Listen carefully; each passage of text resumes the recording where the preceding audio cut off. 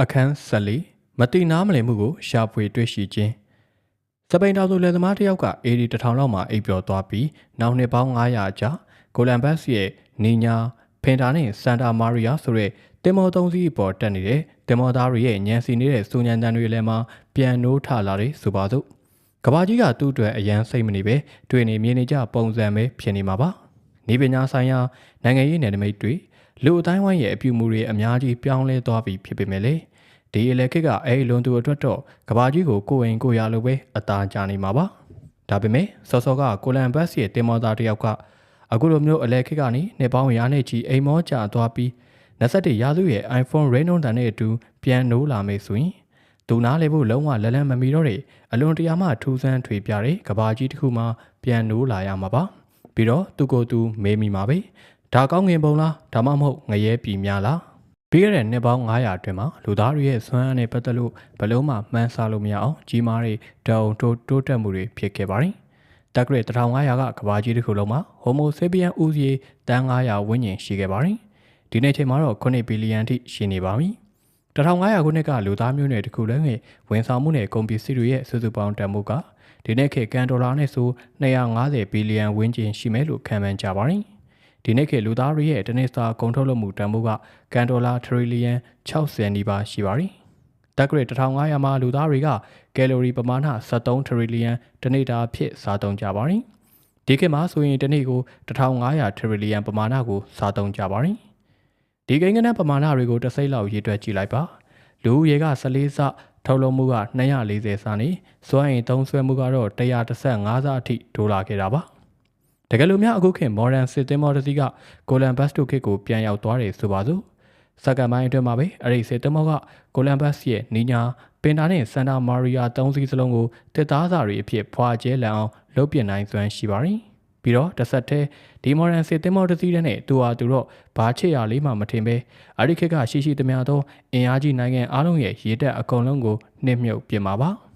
ဒီခေတ်မော်ဒန်ကုန်တင်သင်္ဘောကြီး9စီးနဲ့ဆိုရင်အရိခေတ်ကတကဘာလုံးရဲ့ရှိသမျှသောကုန်တယ်လှေတွေအပေါ်ကကုန်စီတွေအကုန်လုံးကိုတင်ယူနိုင်ပါတယ်။အလက်ခေတ်ကရှိသမျှသောစာကြည့်တိုက်အကုန်လုံးမှာရှိတဲ့ကျန်းစာအုပ်တွေပရပိုက်တွေမှာရှိတဲ့စကားလုံးတွေကိန်းဂဏန်းတွေအားလုံးကိုဒီခေတ်မော်ဒန်ကွန်ပျူတာတစ်လုံးနဲ့တင်ထားနိုင်ပါတယ်။ဒါကြောင့်တင်စီစရာနေရာလွတ်တွေရှိနေအောင်ပါပါ။ဒီနေ့ခေတ်ကဘဏ်ကြီးတစ်ခုခုမှာဆိုရင်မော်ဒန်ခေတ်မတိုင်မီကကမ္ဘာပေါ်မှာရှိသမျှနိုင်ငံတွေအကုန်လုံးရဲ့စုစည်းထားတဲ့ပတ်စံပမာဏထက်ပိုမိုများပြားတဲ့ငွေပမာဏသိမ်းစီထားရှိပါတယ်။တက်ဂရက်1500မှာနေထိုင်သူဦးရေ3သိန်းကျော်တဲ့မြို့ဆိုလို့အရေးအတွက်အနည်းငယ်ပဲရှိခဲ့တာပါ။အဆောက်အုံတွေတော်တော်များများကလည်းရှင်တစ်သားကောက်ယူစာရာတွေနဲ့တိစောက်ကြပြီးသုံးတဲ့အဆောက်အုံတစ်ခုကမိုးမျှော်တိုင်းလို့ပြောလို့ရပါတယ်။လမ်းတွေကလည်းအမိုက်တွေနဲ့နွေရာသီမှာဖုန်ထူပြီးဆောင်းရာသီမှာရွှွန့်တော်တွေနဲ့ပါ။ပြီးတော့လေလမ်းပေါ်မှာမြင်းတွေစိတ်တွေ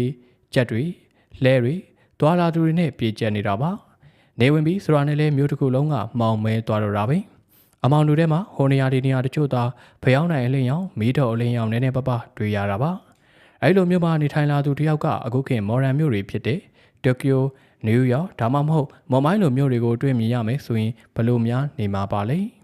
16ရာစုမတိုင်ခင်အထိဘယ်လူသားမှကဘာကိုမပတ်နိုင်ခဲ့ပါဘူးအဲ့ဒီရာ1522ခုနှစ်မှာကီလိုမီတာပေါင်း9,200,000ကျော်ခရီးနေခဲ့တဲ့ဖာရီနန်မေဂျယ်လန်ရဲ့ရေကြောင်းခရီးအဆုံးသတ်ပြီးစပိန်နိုင်ငံကိုပြန်ရောက်လာတဲ့အခါပြောင်းလဲသွားခဲ့ပါတယ်။အဲ့ဒီခရီးလမ်းက3နှစ်ကြာမြင့်ခဲ့ပြီးမေဂျယ်လန်အပါအဝင်သင်္ဘောသားအကုန်လုံးဒီပါအသက်ဆုံးရှုံးခဲ့ရပါတယ်။1883ခုနှစ်မှာတော့ပြင်သစ်စာရေးဆရာယူစပန်ကတော့ချမ်းသာကြွယ်ဝပြီးခရီးသွားဆွန်စားသူတစ်ယောက်ဖြစ်တဲ့ဗြိတိရှလူမျိုးဖီလီယာဖော့ကကဘာကြီးကိုရပ်ပေါင်း80နဲ့တပတ်ပတ်နိုင်လိမ့်မယ်လို့စိတ်ကူးယဉ်ခဲ့ပါတယ်။ဒီနေ့လိုအချိန်မှာဆိုရင်လူလက်တန်းသားတွေကမြည်သူတအုပ်တယောက်မဆိုလုံခြုံအေးစေးသက်သာစွာနဲ့ကဘာကြီးကို48နာရီအတွင်းမှာတပတ်ပတ်နိုင်ပါတယ်။တက်ဂရက်1500ခုနှစ်မှာလူသားတွေကကဘာရဲ့မြေမျက်နှာပြင်ပေါ်မှာသာကန့်သက်ရှင်သန်ကြပါတယ်။လူတွေအနေနဲ့မျောစင်တွေစောင့်နိုင်တဲ့တောင်တွေပေါ်တက်နိုင်တယ်ဆိုပေမဲ့ကောင်းငင်ဆိုတာကငှက်တွေကောင်းငင်တမန်တွေနတ်ဖျားတွေအတွက်တီးတန့်ဖယ်ထားတဲ့နေရာတစ်ခုပါ။ဒါပေမဲ့1969ခုနှစ်ဇူလိုင်လ20ရက်နေ့မှာတော့လူသားတွေကလပေါ်ကိုခြေချနိုင်ခဲ့ပါတယ်။ဒါဟာသမိုင်းဝင်အောင်မြင်မှုတစ်ခုဆိုတာထက်ပိုပါတယ်။သူဟာစကြဝဠာဆိုင်ရာအောင်မြင်မှုတစ်ခုဖြစ်ပြီးစင်ကဲပြောင်းလဲခြင်းဆိုင်ရာအန်ကြီးပွဲတစ်ခုပါပဲ။ကမ္ဘာပေါ်မှာတက်ရှိတွေစတင်လာတဲ့လုံခဲ့တဲ့နှစ်ပေါင်း4ဘီလီယံကြာတဲ့စင်ကဲပြောင်းလဲမှုဖြစ်စဉ်မှာမြည်သည့်တက်ရှိမှကမ္ဘာလေးတို့ကိုထိုးဖောက်ပြီးမသွားနိုင်ခဲ့ပါဘူး။ ဒေကြတာကတော့လာကဘာပေါ်မှာတခြားခြေရာတစ်ခုခုသို့မဟုတ်ရေပွဲလက်တံရာတစ်ခုခုရှိနေမှာမဟုတ်ဘူးဆိုတာပါပဲလူသမိုင်းတစ်လျှောက်အများပိုင်းအထိဒီကဘာကျိုပေါ်မှာရှိတဲ့69.99ရာခိုင်နှုန်းသောတက်ရှိသတ္တဝါတွေကိုလူသားတွေမသိကြပါဘူးသူတို့ကိုအနုဇီဝရုပ်လို့ခေါ်ဆိုကြပါတယ်အဲလိုမသိရခြင်းအကြောင်းရင်းကသူတို့ကကျွန်တော်တို့အတွက်လုံးဝအရေးမပါလို့မဟုတ်ပါဘူးတကယ်ဆိုရင်ကျွန်တော်တို့ရဲ့ကိုယ်ခန္ဓာထဲမှာဆဲတစ်ခုတည်းရှိသတ္တဝါတွေဘီလီယံနဲ့ချီရှိပြီးသူတို့ကကျွန်တော်တို့ကိုယ်ခန္ဓာပေါ်ကိုအလကားတက်တက်လိုက်ပါစီးနှင်းသူတွေမဟုတ်ကြပါဘူးအနုဇီဝရုပ်တွေကကျွန်တော်တို့ရဲ့အကောင်းဆုံးမိတ်ဆွေတွေဖြစ်တယ်လို့အဆိုးဝါးဆုံးရန်သူတွေလည်းဖြစ်ပါတယ်တချို့အနုဇီဝရုပ်တွေကကျွန်တော်တို့ရဲ့အစာအစာကိုခြေဖြတ်ပြီးအစာအိမ်ကိုတန်ရှင်းစေပြီးတချို့တွေကြတော့အနာရောဂါကပ်ရောဂါတွေဖြစ်စေပါတယ်ဒိုတိုင်အောင်1684ခုနှစ်ရောက်မှသာလူသားမျက်စိနဲ့အနုဇီဝရုပ်ဆိုတာကိုပထမဆုံးအကြိမ်မြင်ဖူးခဲ့တာပါအန်ဒိုဗန်လေဝန်ဟုတ်ဆိုတဲ့လူတစ်ယောက်ကရေစက်လေးတစ်စက်မှာရှိတဲ့အင်မတန်သေးငယ်တဲ့တရားရီစုပြုံနေတဲ့ကဘာကိုသူ့ရဲ့အိမ်လုံးအနုကြီးမှန်ဘလူးကနေတဆင့်မြင်လိုက်ရတဲ့အခါအလန့်တကြားဖြစ်ခဲ့ပါတယ်။အဲဒီကနေအစားပြုလို့နောက်နှစ်ပေါင်း300ကြာလာတဲ့အခုချိန်ထိလူသားတွေကအနုဇီဝရုပ်မျိုးစိတ်တော်တော်များများကိုပုံမတည်နာလေအောင်လှုပ်ဆောင်လာခဲ့ကြပါတယ်။အနုဇီဝရုပ်တွေကြောင့်ဖြစ်တဲ့ကြောင်းမက်ဖွဲ90ယောဂါတော်တော်များများကိုလည်းကျွန်တော်တို့နှိမ်နှင်းအနိုင်ယူနိုင်ပါပြီ။ပြီးတော့လေဒီအနုဇီဝရုပ်တွေရဲ့စွမ်းအားကိုလည်းသိပ္ပံပညာနဲ့ဆေးပညာဘာသာရပ်တွေကိုအကျိုးပြုအောင်အသုံးချနိုင်ခဲ့ကြပါပြီ။ဒီနေ့ခေတ်မှာဆိုရင်ကျွန်တော်တို့ကဇီဝတွေထုတ်လုပ်ဖို့ဇီဝလောင်စာတွေထုတ်လုပ်ဖို့နဲ့ကပ်ပါပိုးမတွေကိုရှင်းလင်းဖို့အတွက်ဘက်တီးရီးယားတွေကိုလိုတလို့ဗီဇပြုပြင်ပြောင်းလဲကြပါပြီ။ဒါပေမဲ့လွန်ခဲ့သောနှစ်ပေါင်း900အတွင်းမှာတခုတည်းသောအကြီးကျယ်ဆုံးနဲ့အပြောင်မြောက်ဆုံးခိုက်တန်ကဇူလိုင်လ16ရက်1945မနက်9:29မိနစ်45စက္ကန့်မှာဖြစ်ပျက်ခဲ့ပါတယ်။အဲဒီတေးကြတဲ့ပစက္ကန့်ပိုင်းအချိန်မှာပဲအမေရိကန်သိပ္ပံပညာရှင်တွေကနယူးမက္ကဆီကိုပြည်နယ်အယ်လမိုဂေါတိုဒေသမှာပထမဆုံးသောအက်တမ်ဘုံကိုခွဲခဲ့ပါတယ်။အဲဒီချိန်ကစပြီးလူသားတွေမှာသမိုင်းကိုပြောင်းလဲနိုင်တဲ့စွမ်းရည်ကိုသာမကလူသမိုင်းကြီးတစ်ခုလုံးကိုအဆုံးသတ်ပြနိုင်တဲ့စွမ်းရည်ကိုပိုင်ဆိုင်လာခဲ့ပါတယ်။အယ်လမိုဂေါတိုဒေသကအက်တမ်ဘုံနဲ့လာဘော်ကိုအရောက်သွားနိုင်ခြင်းစတဲ့အရာတွေဖြစ်ဖို့ဦးတည်ခဲ့တဲ့သမိုင်းစဉ်အဖြစ်အပျက်ကိုသိပ္ပံပညာပြောင်းလဲမှုကြီးလို့သိကြပါတယ်။ဒီဖြစ်ပျက်ပြောင်းလဲမှုကြီးမှာလူသားတွေကသူတို့ရဲ့အရင်းမြစ်တွေကိုသိပ္ပံသုတေသနအတွက်ရင်းနှီးမြှုပ်နှံခြင်းအပြင်အင်မတန်ကြီးမားတဲ့စွမ်းအားသစ်တွေကိုရရှိပိုင်ဆိုင်လာပါတယ်။ဒါဟာပြောင်းလဲမှုကြီးတစ်ခုဖြစ်ပါတယ်။ဘာလို့လဲဆိုတော့1500မတိုင်ခင်အချိန်ထိလူသားတွေကဆေးပညာစစ်မှန်ဆိုင်ရာစီးပွားရေးနဲ့ပတ်သက်လို့စွမ်းအားသစ်မျိုးမျိုးကိုပိုင်ဆိုင်နိုင်တဲ့သူတို့ရဲ့စွမ်းရည်ကိုအပြည့်အဝနားမလည်ပဲတန်တရားရှိနေတော့ပါ။ရေဘူးရအဖြစ်တော့အစိုးရတွေချမ်းသာကြွယ်ဝသူတွေကပညာရေးနဲ့ scholarship တွေမှာရန်ပုံငွေတွေစိုက်ထုတ်ခဲ့ကြတယ်ဆိုတဲ့ရည်ရွယ်ခြင်းက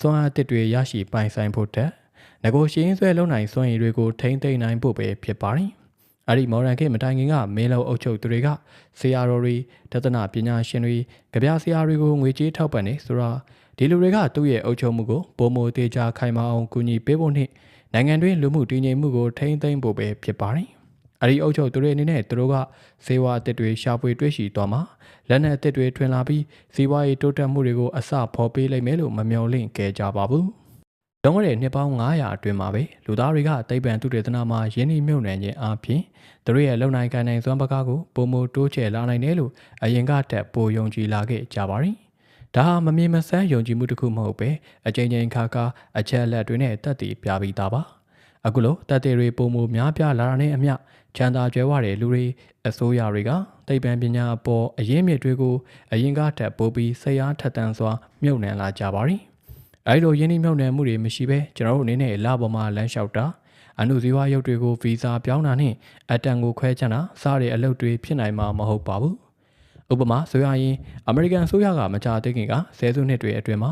ဘီလီယံနဲ့ချီတဲ့ဒေါ်လာတွေကိုနျူကလ িয়ার ရူပဗေဒကိုလေ့လာဖို့အတွက်အသုံးပြုခဲ့ပါတယ်။အဲဒီလေ့လာမှုကနေရလာတဲ့အသိပညာတွေကြောင့်သာအမေရိကန်စက်ရုံတွေအတွက်ဈေးသက်သားတွေလျှက်စစ်ဓာတ်အားဖြန့်ဖြူးပေးနေတဲ့နျူကလ িয়ার ဓာတ်အားပေးဌာနတွေတည်ဆောက်နိုင်တာပါ။စက်ရုံတွေကလည်းအမေရိကန်အစိုးရကိုအခွန်တွေဆောင်နေအစိုးရကလည်းအဲ့ဒီခွန်တွေတဲကတချို့ကိုခွဲဝေပြီးနျူကလ িয়ার ရူပဗေဒနဲ့ပတ်သက်ပြီးသုတေသနတွေဆက်လက်လှုပ်ဆောင်ဖို့ငွေကြေးထောက်ပံ့ပါတယ်။ယနေ့မော်ဒန်ခေတ်လူသားတွေကသုတေသနလုပ်ခြင်းအပြင်စွမ်းအားသစ်တွေပိုင်ဆိုင်နေတဲ့စွမ်းရည်တွေသူတို့မှရှိတယ်လို့ဘာကြောင့်များပို၍ယုံကြည်လာကြတာပါလေ။သိပ္ပံပညာနိုင်ငံရေးနဲ့စီးပွားရေးတို့ကြားကခိုင်မာတဲ့ဆက်နွယ်မှုကိုဘယ်အရာကများဖြစ်စေတာပါလေ။အဲ့ဒါနဲ့ပတ်သက်တဲ့အဖြစ်တချို့ကိုပေးနိုင်ဖို့ခေတ်သစ်သိပ္ပံရဲ့ထူးခြားတဲ့သဘာဝကိုဒီအခန်းမှာလေ့လာသွားမှာဖြစ်ပါတယ်။နောက်ထပ်အခန်းနှစ်ခန်းမှာတော့သိပ္ပံပညာ ဥရောပအင်ပါယာတွေနှင့်အရင်းရှင်စီးပွားရေးစနစ်တို့ကြားကမဟာမိတ်ပြုဆက်နွယ်မှုပေါ်ပေါက်လာပုံကိုစမ်းစစ်သွားမှာပဲဖြစ်ပါတယ်။မတိနားမလည်မှုလူသားတွေကစဉ်းစားသိမြင်ခြင်းပြောင်းလဲမှုကြီးအချိန်ကစပြီးစကြဝဠာလောကကြီးကိုနားလည်ဖို့ကြိုးစားလာခဲ့ကြတာပါ။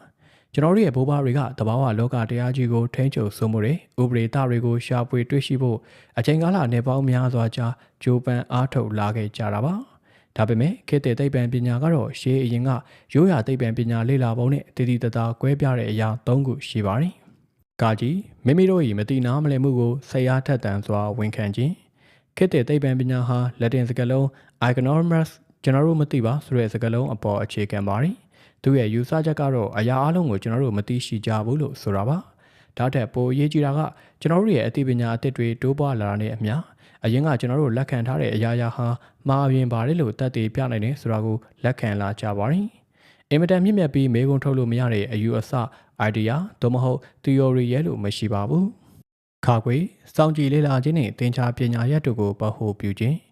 မတိနားမလည်မှုကိုဝန်ခံပြီးတဲ့နောက်မှာခေတ်သစ်သိပ္ပံပညာဟာအသိပညာအသစ်တွေကိုရရှိဖို့ဦးတည်လာခဲ့ပါတယ်။အဲ့ဒီအတွက်စောင့်ကြည့်လေ့လာထားတဲ့အရာတွေကိုစူးစီးပြီးတဲ့နောက်သင်္ချာသဘောတရားတွေကိုအသုံးပြုပြီးအဲ့ဒီစောင့်ကြည့်လေ့လာထားတာတွေကိုပြီးပြည့်စုံတဲ့ theory အဖြစ်ချိတ်ဆက်တာပါ။ဂါငယ်စွမ်းအားသစ်များပိုင်ဆိုင်လာခြင်းခေတ်သစ်သိပ္ပံပညာဟာ theory တွေဖန်တီးရုံနဲ့တင်းတိမ်မနေပဲစွမ်းအားသစ်တွေရရှိဖို့အတွက်ပါအဲ့ဒီ theory တွေကိုအသုံးချပါတယ်။အထူးသဖြင့်ဤပညာအသစ်တွေကိုတီထွင်ကြံစဖို့ဖြစ်ပါတယ်။သိပ္ပံပညာပြောင်းလဲမှုကြီးကအသိပညာတိုးတက်ပြောင်းလဲမှုမဟုတ်ပါဘူး။တကယ်တမ်းမှာတော့လူတွေရဲ့မတိနားမလဲမှုဆိုင်ရာပြောင်းလဲမှုကြီးတစ်ရပ်ပဲဖြစ်ပါတယ်။သိပ္ပံပညာပြောင်းလဲမှုကြီးကိုဖြစ်ပျက်စေခဲ့တဲ့ကြီးကျယ်ခမ်းနားတဲ့ရှားပွေတွေ့ရှိမှုကလူသားတွေကသူတို့အတွက်အရေးကြီးဆုံးဖြစ်တဲ့မေခွန်တွေရဲ့အဖြစ်ကိုမတိကြပါလားဆိုတာကိုရှာဖွေတွေ့ရှိခြင်းပဲဖြစ်ပါတယ်။ခေတ်သစ်မတိုင်မီကအစဉ်အလာအသိပညာတွေဖြစ်တဲ့အစ္စလမ်ဘာသာ၊ခရီးယန်ဘာသာဗုဒ္ဓဘာသာနဲ့ကွန်ဖျူးရှစ်ဝါဒီတွေကကမ္ဘာလောကကြီးနဲ့ပတ်သက်ပြီးသိဖို့အရေးပါတဲ့အရာဟုသမျှအကုန်လုံးကိုလူသားတွေသိရှိပြီးဖြစ်တယ်လို့အခိုင်အမာပြောထားပါတယ်။ခန္ဓာရဲ့နတ်ဘုရားတွေအလုံးစုံကိုတတ်နိုင်တဲ့ဘုရားသခင်ဒါမှမဟုတ်ရှေးကာလကပညာရှိကြီးတွေကအ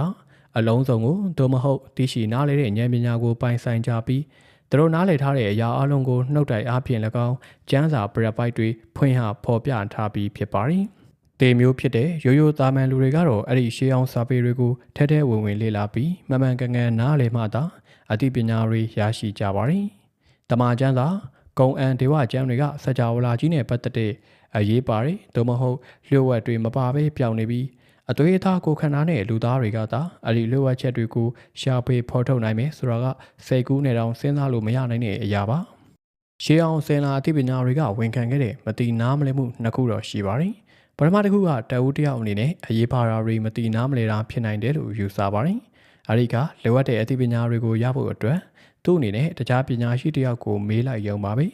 ဒါနဲ့တင်လုံလောက်ပါတယ်ဘာလို့လဲဆိုတော့ဘယ်သူမှမသိသေးတဲ့အရာတစ်ခုကိုသိဖို့လိုအပ်ချက်မှမရှိတာဥပမာ73ရာစုရုရှားရွာတရွာကလယ်သမားတယောက်ကလူသားမျိုးနဲ့ဘယ်လိုစတင်လာတယ်လဲဆိုတာသိချင်နေဆိုရင်သူ့အနေနဲ့ခရီးယန်အစင်လာအသိပညာမှာတေချာတဲ့အဖြေတွေရှိတယ်လို့ယူဆထားပြီးသားပဲဆိုတော့သူ့အနေနဲ့ရွာမှာရှိတဲ့ခရီးယန်ဘုန်းကြီးကိုမေးလိုက်တာနဲ့ပြီးသွားမှာပဲဒုတိယတစ်ခုကတော့အစင်လာအသိပညာရက်ကြီးတစ်ခုလုံးကတိတ်အရေးမပါတဲ့အရာတွေကိုမတိနားမလဲတာမျိုးရှိနိုင်ပါတယ်လို့ယူဆတာပါဆိုလိုတာကတော့ကြီးကျယ်တဲ့နတ်ဘုရားတွေရှေးပညာရှိကြီးတွေကကျွန်တော်တို့ကိုမပြောခဲ့တဲ့အရာတွေကဘာမှအရေးမကြီးလို့ပဲဖြစ်ပါတယ်။ဥပမာပြောရရင်စောစောကလယ်သမားကပင်ကူတွေပင်ကူမြင်ဘယ်လိုရက်ကြသလဲဆိုတာသိကျင်နေဆိုပါစို့။ဒါကိုဘုန်းကြီးကိုသွားမေးလို့အလကားပါပဲ။ဘာလို့လဲဆိုတော့ခရီးယန်ကျမ်းစာပြည့်စုံခြင်းမရှိဘဲလိုအပ်မှုရှိတယ်လို့မဆိုလိုပါဘူး။အဲဒီစားပင်ကူတွေပင်ကူမြင်ဘယ်လိုရက်ကြသလဲဆိုတာကိုနားလေတာကဘာမှအရေးမပါပါဘူးလို့ပဲယူဆရမှာဖြစ်ပါတယ်။ပြောကြတဲ့ဆိုရင်ဖျားသခင်ကပင်ကူတွေဘယ်လိုကြတယ်လဲဆိုတာကောင်းကောင်းကြီးသိတာပဲဒါကတကယ်အရေးပါတဲ့အချက်လက်ဖြစ်တယ်ဆိုရင်လူသားတွေကြီးပါဖို့နဲ့ကယ်တင်ခြင်းရဖို့အတွက်လိုအပ်တယ်ဆိုရင်ဖျားသခင်ကတမန်ကျမ်းစာထဲမှာအဲ့ဒီအကြောင်းကိုပြည့်ပြည့်စုံစုံထည့်ထားမှာပဲခရီးယန်ဝါဒကလူတွေကိုပင်ကူတွေမလေ့လာဖို့တားမြစ်ခဲ့တာတော့မဟုတ်ပါဘူးပင်ကူပညာရှင်တွေနဲ့လူအတိုင်းဝိုင်းမှာအိုရောပါအလက်ကိအဲ့လိုလူတွေရှိကြရင်ပေါ့လေတဲ့ရေးမပါတဲ့သူတို့ရဲ့ကဏ္ဍနဲ့ခရီးယန်ဝါဒရဲ့ထာဝရအမှန်တရားတွေနဲ့သူတို့ရဲ့ရှားပွေတွေ့ရှိမှုတွေကအဆက်မှုမရှိဘူးဆိုတာလက်ခံရမှာဖြစ်ပါတယ်။ပညာရှင်တွေအနေနဲ့ပင်ကူတွေဂလာပါကိုစာကလေးငှက်တွေနဲ့ပတ်သက်လို့မိတို့သောအရာတွေသို့မဟုတ်လက်ပြားတွေသို့မဟုတ်တွေးရှိတဲ့ဆိုပါသည် လူအတိုင်းဝိုင်းနိုင်ငံရေးနဲ့စီးပွားရေးတွေရဲ့ပဓာနာအခြေခံအမှန်တရားလိုအရာတွေနဲ့ရှင်းလိုက်ရင်ဘာမဟုတ်တဲ့ဘဟုတုတတတ်ဖြစ်သွားတာပဲတကယ်လက်တွေမှာတော့အဲ့ဒီလောက်ရိုးရှင်းမနေတာကိုတွေ့ရပါတယ်ခေတ်တိုင်းမှာအလွန်တရာမှာပဲဘာသာတရားကန်ဆိုင်ပြီးရှေးရိုးဆွဲကြတဲ့ခေတ်တွေဆိုရင်တော့မှသူတို့လက်ခံထားတဲ့အစဉ်အလာအသိပညာတစ်ခုလုံးကလက်လူရှုထားတဲ့အရေးကြီးတဲ့အရာတွေရှိသေးတယ်ဆိုတာဖော်ထုတ်တင်ပြမဲ့လူတွေတော့ရှိစမြဲပါဒါပေမဲ့အဲ့လိုလူတွေကအမြဲခွဲခြားဆက်ဆံခံရတာပြစ်တင်ရှုတ်ချခံရတာနဲ့ကြုံရတတ်ပါတယ်ဒါမှမဟုတ်သူတို့ကအသိပညာအစဉ်အလာတစ်ခုကိုစတင်တည်ထောင်ကြပြီးသူတို့သာလျှင်သိနိုင်သမျှအရာအလုံးကိုသူတို့သိရှိနားလည်သွားပါပြီလို့ကြွေးကြော်တတ်ကြပါတယ်ဥပမာပြောရမယ်ဆိုရင်တမန်တော်မဟာမုတ်ဟာသူ့ရဲ့အာရက်လူမျိုးတွေကမြင့်မြတ်တဲ့သစ္စာတရားကိုမသိနားမလည်ပဲအသက်ရှင်ကြတာကိုအဖြစ်တင်ခြင်းအပြင်သူ့ရဲ့ဘာသာရေးလုပ်ငန်းစဉ်ကိုအစပြုပါတယ်တိတ်မကြခင်မှာပဲသူကိုယ်တိုင်သာလျှင်သစ္စာတရားကိုအပြည့်စုံသိရှိသူဖြစ်တယ်လို့စတင်ကြွေးကြော်လာပြီးသူ့ရဲ့နောက်လိုက်တွေကသူ့ကိုတမန်တော်တို့ဤလို့စတင်ခေါ်ဝေါ်လာခဲ့ကြပါတယ်အဲဒီကစပြီးနောက်ဆုံးသောတမန်တော်သို့မဟုတ်အရှင်တမန်တော်မိုဟာမက်မသိတဲ့အရာဘုရားသခင်ကသူ့ကိုဖွင့်လှစ်မပြတာသေးတဲ့အရာဆိုလို့မရှိတော့ပါဘူးခေတ်သစ်သိပ္ပံပညာကတော့တမူထူးခြားတဲ့အသိပညာအစဉ်အလာတစ်ခုပါဘာလို့လဲဆိုတော့တကယ်အရေးပါဆုံးမေးခွန်းတွေနဲ့ပတ်သက်လို့အားလုံးကအတူတကွမသိနားမလည်ကြတာကိုပုံမွေလင်းလင်းကြီးဝန်ခံလို့ပါပဲဒါဝင်ကသူသားလင်းဆိုပြီးဇီဝဗေဒပညာရှင်တို့၏အရှင်တက်ရှိနဲ့ပတ်သက်တဲ့ဗေဟိတိတွေကိုအစားကနေအဆုံးထိအကုန်လုံးဒလတ်စာတဲ့သူရှာပွေအဖြေထုတ်လိုက်ပြီးလို့ဘယ်တော့မှမကြွေးကြော်ခဲ့ပါဘူးဇီဝဗေဒပညာရှင်တွေကနောက်ထပ်အရာစုနဲ့များစွာသိပ္ပံသုတေသနတွေခြေပြန့်ထပ်မံလှုပ်ဆောင်ပြီးတာတော့မှာပဲအခုတည်းအုံနောက်ကနေအတိစိတ်ဆိုတာကိုဘယ်လိုလှုပ်ဆောင်သလဲဆိုတာကိုကောင်းကောင်းမရှင်းပြနိုင်သေးတာကိုဝန်ခံကြပါတယ်ရှုဘဗေဒပညာရှင်တွေကလည်းဘယ်အရာကဖြစ်စေခဲ့သလဲဆိုတာမသိကြတာသို့မဟုတ်ကွမ်တမ်မကန်နဲ့မဟာပေါက်ကွဲမှုကြီးရေဘူးရနိုင်ရ theory နှစ်ခုအကြားဘယ်လိုညှိရမလဲဆိုတာမသိကြတာကိုဝန်ခံကြပါတယ်တခြားသောအခြေအနေတွေမှာဆိုရင်တစ်ခုနဲ့တစ်ခုရှင်ပြိုင်နေတဲ့သိပ္ပံ theory တွေကအဆက်မပြတ်အသစ်ထွက်ပေါ်လာတဲ့သက်တည်အထောက်အထားတွေကိုကိုးကားပြီးအပြင်းပြင်းထန်ထန်အပြန်အလှန်စကားစစ်ထိုးညှင်းခုန်ကြပါတယ်အကောင်းဆုံးဥပမာကတော့စီးပွားရေးကိုအကောင်းဆုံးဘယ်လိုမောင်းနေမလဲဆိုတာနဲ့ပတ်သက်တဲ့စကားစစ်ထိုးပွဲတွေပါဘောဂဗေဒပညာရှင်တဦးချင်းစီကတော့သူတို့ရဲ့နီလန်ကသာအကောင်းဆုံးဖြစ်ပါတယ်လို့ကြွေးကြော်ကြပေမယ့်စီးပွားရေးအကျပ်တဲတွေကြုံတိုင်းစတော်ဈေးကွက်ပူပေါင်းပေါက်ကွဲမှုတွေဖြစ်တိုင်းဘယ်လိုကင်တွယ်ရမယ်ဆိုတဲ့လုံထုံးလုံနည်းကတော့အမြဲပြောင်းလဲနေတာပါပဲပြီးတော့အားလုံးကလည်းဘောဂဗေဒနဲ့ပတ်သက်လို့နောက်ဆုံးသောစကားကိုပြောမယ်ဆိုတာမရှိသေးဘူးလို့ရေဘူးရလက်ခံထားကြပါတယ်ဒါပေမဲ့တချို့သောအခြေအနေတွေမှာတော့ရရှိလာတဲ့သက်တည်အထောက်အထားတွေအရ theory တချို့ကတသမတ်တဲ့တောက်လျှောက်အမြဲမှန်ကန်နေတာကိုတွေ့ရပါတယ်ဒါကြောင့်သူနဲ့ဆန့်ကျင်ဘက်ဖြစ်တဲ့တခြား theory တွေကဘေးကိုရောက်ကုန်ပါတယ်။အဲ့ဒီမှန်ကန်တဲ့ theory တွေကိုလူတွေလက်ခံကြပေမဲ့တက်တဲ့အထောက်အထားအသစ်တွေပေါ်ထွက်လာပြီးဒီ theory တွေမှားယွင်းကြောင်းတက်တည်ပြနိုင်နေဆိုရင်ဒီ theory ကိုစွန့်ပစ်လိုက်ဖို့ပြင်ဆင်မှုကိုအားလုံးကသဘောတူပြီးသားပါ။ဒါရီရဲ့ဥပမာကောင်းကတော့ကမ္ဘာမြေထုကျယ်ကြီးများ theory နဲ့ဇင်ငယ်ပြောင်းလဲခြင်း theory တွေဖြစ်ပါတယ်။မတိနားမလည်မှုကိုလွတ်လွတ်ချင်းချင်းဝန်ခံလိုက်တာကခေတ်သစ်သိပ္ပံပညာကိုအများကြီးပုံမတက်ဝင်လှုပ်ရှားပျော်ပြောင်းမှုရှိပြီးရှေးအရင်ကအသိပညာအစဉ်လာတွေနဲ့ရှင်းလိုက်ရင်စူဇန်လေးလာလိုစိတ်ကိုလည်းအများကြီးအားပေးရကြပါတယ်။အဲ့ဒါဟာကဘာကြီးလောကကြီးဘယ်လိုလုပ်တယ်ဆိုတာနဲ့ပတ်သက်လို့ကျွန်တော်တို့ရဲ့နားလည်နိုင်မှုစွမ်းအားနဲ့ဤပညာအသစ်တွေတီထွင်နိုင်စွမ်းကိုကြီးကြီးမားမားအထောက်အကူပေးပါတယ်။ဒါပေမဲ့လည်းတစ်ချိန်တည်းမှာပဲဒီအရာတွေကြောင့်ကျွန်တော်တို့ရဲ့ရှေးဘိုးဘွားတွေကြုံတွေ့စရာမလိုခဲ့တဲ့လေးနက်တဲ့ပြဿနာတစ်ခုကိုကျွန်တော်တို့ကြုံတွေ့ရပါတယ်။လောလောဆယ်ကျွန်တော်တို့အားလုံးကရှိသမျှအရာအားလုံးကိုနားမလည်ကြပါဘူးလို့လက်ခံထားကြတယ်။ကျွန်တော်တို့ပိုင်ဆိုင်ထားတဲ့အသိပညာတွေကအပြောင်းအလဲတွေရှိနေနိုင်သေးပေမဲ့ကျွန်တော်တို့အားလုံးအတူတကွလက်ခံထားကြတဲ့စိတ်ကူးရင်ပုံမြင်အကြောင်းအရာတွေကြောင့်တန်ပေါင်းများစွာသောလူစိမ်းတွေကထီထီရောက်ရောက်လက်တွဲအလုပ်လုပ်နိုင်ကြတယ်။တကယ်လို့သာအဲ့ဒီစိတ်ကူးရင်အကြောင်းအရာတွေသာမှားယွင်းပြီးတန်တရားဝင်စရာကောင်းနေတဲ့ဆိုရင်လူအတိုင်းဝိုင်းကိုအတူတကွကျွန်တော်တို့ဘယ်လိုထိန်းထားနိုင်မလဲ။ကျွန်တော်တို့ရဲ့လူထုအဖွဲ့အစည်းတွေနိုင်ငံတကာအဖွဲ့အစည်းတွေကိုဘယ်လိုတိုင်ပင်ကြမှာလဲ။ဒီကနေ့ခေတ်သစ်မှာလူမှုနိုင်ငံရေးအခင်းကျင်းတွေတည်ငြိမ်အောင်စ조사အထောက်တဲ့အခါကျွန်တော်တို့မှာရွေးချယ်စရာတွေများများမရှိဘဲသိပ္ပံနီးလမ်းမကျတဲ့နီးစနစ်နှစ်ခုတည်းကတစ်ခုမဟုတ်တစ်ခုကိုပဲရွေးရပါတယ်။ကာကြီးပထမတစ်ခုကတော့သိပ္ပံ theory တစ်ခုကိုယူလိုက်မယ်။ပြီးတော့သိပ္ပံပညာသဘောရဲ့လှုပ်လေလှုပ်ထားရှိတာတွေကိုဘေးဖယ်လိုက်ပြီးအဲ့ဒီ theory သားလင်းနောက်ဆုံးတဲ့အကျွမ်းမဲ့တေချာတဲ့အမှန်တရားဖြစ်တယ်လို့လက်ခံကြွေးကြော်တာပါ။ဒီနည်းလမ်းကိုနာဇီတွေကသူတို့ရဲ့လူမျိုးရေး policy တွေဟာဇီဝဗေဒအချက်လက်တွေရဲ့နောက်ဆက်တွဲတွေ့ရှိမှုသားဖြစ်တယ်လို့ကြွေးကြော်တဲ့နေရာမှာအသုံးပြုခဲ့ပြီးကွန်မြူနစ်တွေကတော့မားခ်နဲ့လီနင်တို့ရဲ့မြင့်မြတ်တဲ့စီးပွားရေးသစ္စာတရားကိုအကျွမ်းမဲ့မှန်ကန်ပြီးဘယ်တော့မှညှင်းလို့မရဘူးလို့ကြွေးကြော်ရင်းအသုံးပြုခဲ့ကြပါတယ်။ ခါခွေဒုတိယတစ်ခုကတော့သိပ္ပံပညာကိုလုံးဝပြစ်ပယ်လိုက်ပြီးသိပ္ပံနီးလမ်းမကျတဲ့အကျွမ်းမဲ့အမှန်တရားအတိုင်းနေထိုင်သွားဖို့ပါပဲဒါကတော့လူသားတွေမှာတမှုထူးခြားတဲ့တန်ဖိုးနဲ့အခွင့်အရေးတွေရှိတယ်လို့တရက်သေးယုံကြည်လက်ခံထားတဲ့ liberal လူသားဝါဒရဲ့နီးပြူဟာဖြစ်ပါတယ်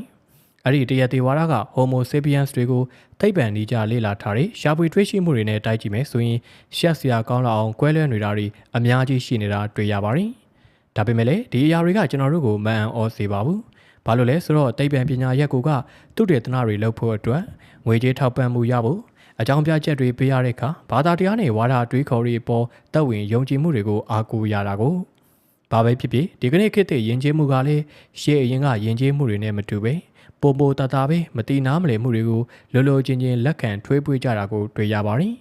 ်လူသားတွေရဲ့ခေတ်တဲ့လူပေါင်းအတိုင်းဝိုင်းကိုဆက်လက်တည်တံ့စေတဲ့အရာတစ်ခုကလည်းဤပညာတိုးတက်မှုနဲ့သိပ္ပံသုတေသနတွေရဲ့ပေါ်ဘာသာတရားတစ်ခုကိုယုံကြည်သလိုမျိုးဝိုင်းဝန်းလက်ခံယုံကြည်လာကြတာပါပဲအဲ့ဒါကလေအကျွင်းမဲ့အမှန်တရားပေါ်ယုံကြည်သက်ဝင်မှုကိုအတိုင်းအတာတစ်ခုထိအစားထိုးနေရယူသွားတာပါသိပ္ပံဆိုင်ရာတရက်သေးအယူဝါဒခေတ်တဲ့သိပ္ပံပညာမှာလုံးဝမေးခွန်းမထုတ်ရမယ့်တရက်သေးအယူဝါဒတွေမရှိတော့ညာလေဘုံတူညီတဲ့သုတေသနပြုနည်းလမ်းတွေရှိပါတယ်ဒါတွေကကျွန်တော်တို့ရဲ့အာယုံတစ်မျိုးမျိုးနဲ့လေ့လာစူးစမ်းလို့စူးစောင်းမိလာတဲ့လက်တွေမျက်မြင်တွေးရှိချက်တွေကိုအခြေခံပြီးသင်္ချာရဲ့အကူအညီနဲ့ပေါင်းစုထားတာပေါ့။တမိုင်းတစ်လျှောက်မှာလက်တွေစူးစမ်းမှုအမျိုးမျိုးကိုလူတွေလုပ်ခဲ့ကြပေမယ့်ဒါတွေရဲ့အရေးပါမှုကအကန့်အသတ်ရှိပါတယ်။စဉ်းစားမယ်ဆိုရင်ကျွန်တော်တို့လိုအပ်တဲ့အဖြေတွေအားလုံးကိုရပြီးသွားတဲ့အချိန်မှာလေ့လာမှုအသစ်တွေလုပ်ပြီးအဖိုးတန်အရင်းမြစ်တွေကိုဘာလို့ဖြုံတီနေအောင်ပါလဲ။ဒါပေမဲ့အလွန်ရေးပါတဲ့မိကွန်းတချို့ရဲ့အဖြေကိုမသိသေးဘူးဆိုတာဝန်ခံပြီးတဲ့အခါမှာတော့ခေတ်တဲ့လူသားတွေကလုံးဝစမ်းသစ်တဲ့အသိပညာတွေကိုရှာဖွေဖို့လိုအပ်ကြောင်းသိလာခဲ့ကြပါတယ်။ဆိုတော့တစ်ဆက်တည်းမှာပဲအရင်ကအသိပညာဟောင်းတွေကချုံငယ်မှုရှိတယ်လို့ခေတ်တဲ့သူတေသနစနစ်ကတရက်တည်းမှတ်ယူတယ်။ကျွန်တော်တို့ကအစင်လာအသိဟောင်းတွေကိုပြန်လှန်လေ့လာနေမယ်အစားလေ့လာစမ်းသစ်မှုအသစ်တွေလုပ်ဖို့အာရုံစိုက်ပါတယ်။မျက်မှောက်တွေ့ရှိချက်တွေနဲ့အတိတ်ကအစင်လာအသိတွေထိတ်တိုက်တိုးတဲ့အခါမျိုးမှာ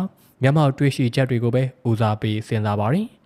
တကယ်တမ်းတော့စัจ java လာတွေကအလန်းဝေးတဲ့ကျဲစင်စုတွေကိုစူးစမ်းတဲ့ရူပဗေဒပညာရှင်တွေဂျေးခင်မြို့တစ်မျိုးကနေရတဲ့အကျွမ်းကျန်တွေကိုအကဲဖြတ်သုံးတတ်တဲ့ရှေးဟောင်းသုတေသနပညာရှင်တွေအရင်ရှင်ဝါဒပေါ်ပေါက်လာပုံကိုလေ့လာတဲ့နိုင်ငံရေးသိပ္ပံပညာရှင်တွေကရှေးထုံးကိုလုံးဝပြစ်ပယ်တာမျိုးတော့မဟုတ်ပါဘူး။အစာပိုင်းမှာတော့အတိတ်ကပညာရှိတွေပြောခဲ့ရေးခဲ့တာတွေကိုလေ့လာတာနဲ့သူတို့ကအစာပြူကြပါတယ်။ဒါပေမဲ့ရေမှန်းချက်ကြီးတဲ့ရူပဗေဒပညာရှင်ရှေးဟောင်းသုတေသီနဲ့နိုင်ငံရေးသိပ္ပံပညာရှင်အလောင်းလျာတွေကအိုင်စတိုင်းဟင်နရီရှီမင်နဲ့မတ်ဝါဘာတို့တွေတည်နာလေခဲ့တာထက်လွန်မြောက်ပြီးတီဘိုကသူတို့ရဲ့ပန်းနိုင်ပဲလို့ကောလိပ်ပထမနှစ်လောက်မှတင်နားလေသွားကြပါရီ။စောင့်ကြည့်လေ့လာမှုတွေတက်တက်နေတော့အသိပညာဖြစ်မလာပါဘူး။စัจ java လာကြီးကိုနားလေဖို့ဆိုရင်စောင့်ကြည့်လေ့လာမှုတွေကိုပြီးပြည့်စုံတဲ့ theory တွေနဲ့ချိတ်ဆက်ပေးဖို့လိုပါရီ။အစောပိုင်းအသိပညာအစဉ်လာမှာတော့ theory တွေကိုဇလန်းတွေဖြစ်ပုံဖော်ဖန်တီးခဲ့ကြပါရီ။ခေတ်တဲ့သိပ္ပံကတော့သင်္ချာကိုအသုံးချရီ။တမန်ကျမ်းစာကွန်အန်ဒေဝကျမ်းတွေနဲ့ကွန်ဖျူရှက်ကနဝင်ကျမ်းတွေမှာညီမြကျမ်းတွေဂရက်တွေတွက်ချက်မှုတွေမပါတလောက်ပဲရိုးရာဒနာကြီးတွေကျမ်းစာတွေကရေဘူးရဥပဒေသားတွေကိုချပြတဲ့အခါသင်္ချာနည်းနဲ့မဟုတ်ပဲဇာတ်ကြောင်းပြောတဲ့ပုံစံနဲ့ပြောကြပါတယ်မာနာခီရန်ဘာသာတရားရဲ့အခြေခံစီးမြစ်တစ်ခုကလောကကြီးကအကောင်းနဲ့အဆိုးရဲ့စေတလင်းပဲလို့ပြပြတသားပြောပါတယ်အကောင်းစွမ်းအားတစ်ခုကစိတ်ဝိညာဉ်ကိုဖန်ဆင်းပြီးတော့အဆိုးစွမ်းအားတစ်ခုက real drug ကိုဖန်တီးပါတယ်လူသားတွေကဒီအားနှစ်ခုရဲ့အကြားမှာပိတ်မိနေပြီးတော့အစိုးကိုပဲအကောင်းကိုရွေးချယ်တင်တာပေါ့ဒါပေမဲ့ဒီအားနှစ်ခုရဲ့အစွမ်းအတ္တိကိုတန်ဖိုးဖြတ်ပြီးလူတွေရဲ့ရွေးချယ်မှုကိုမှန်းဆဖို့တင်ချပုံတင်နည်းတစ်ခုရဲ့လို့တော့တမန်တော်မာနီကပေးမသွားခဲ့ပါဘူး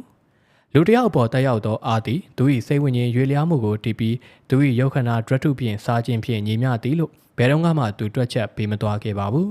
သိပ္ပံပညာရှင်တွေကြတော့အရာမျိုးကိုမှဖော်ထုတ်ပြီးအောင်မြင်မြင်ဆောင်ရွက်ချင်ကြတာခေတ်တဲ့သမိုင်းမှာအရေးကြီးဆုံးစာအုပ်လို့ပြောရမယ့်တဘာဝတသနာ၏တင်ချဥပဒေများစာအုပ်ကိုအိုင်ဆန်နျူတန်က1688ခုနှစ်မှာထုတ်ဝေခဲ့ပါတယ်။နျူတန်ကရွေလျားမှုနဲ့ပြောင်းလဲမှုတို့ဆက်ဆက်ပုံရဲ့အထွေထွေ theory တွေကိုတင်ပြခဲ့ပါတယ်။သူ့ theory ရဲ့ကြီးကျယ်ခမ်းနားမှုကဘာလဲဆိုရင်ပန်းတီကျွေကြတာကနေကျဲကျွေတာအထိစัจ java လာတွေကအရာဝတ္ထုတွေရဲ့ရွေလျားမှုကိုတိတ်ရိုးရှင်းတဲ့တင်ချညီများချင်းသုံးခုသုံးပြီးခံမှန်းတွက်ချက်ရှင်းပြနိုင်စွမ်းရှိတာပါပဲ။အမြောက်ကြီးစံတစ်ခု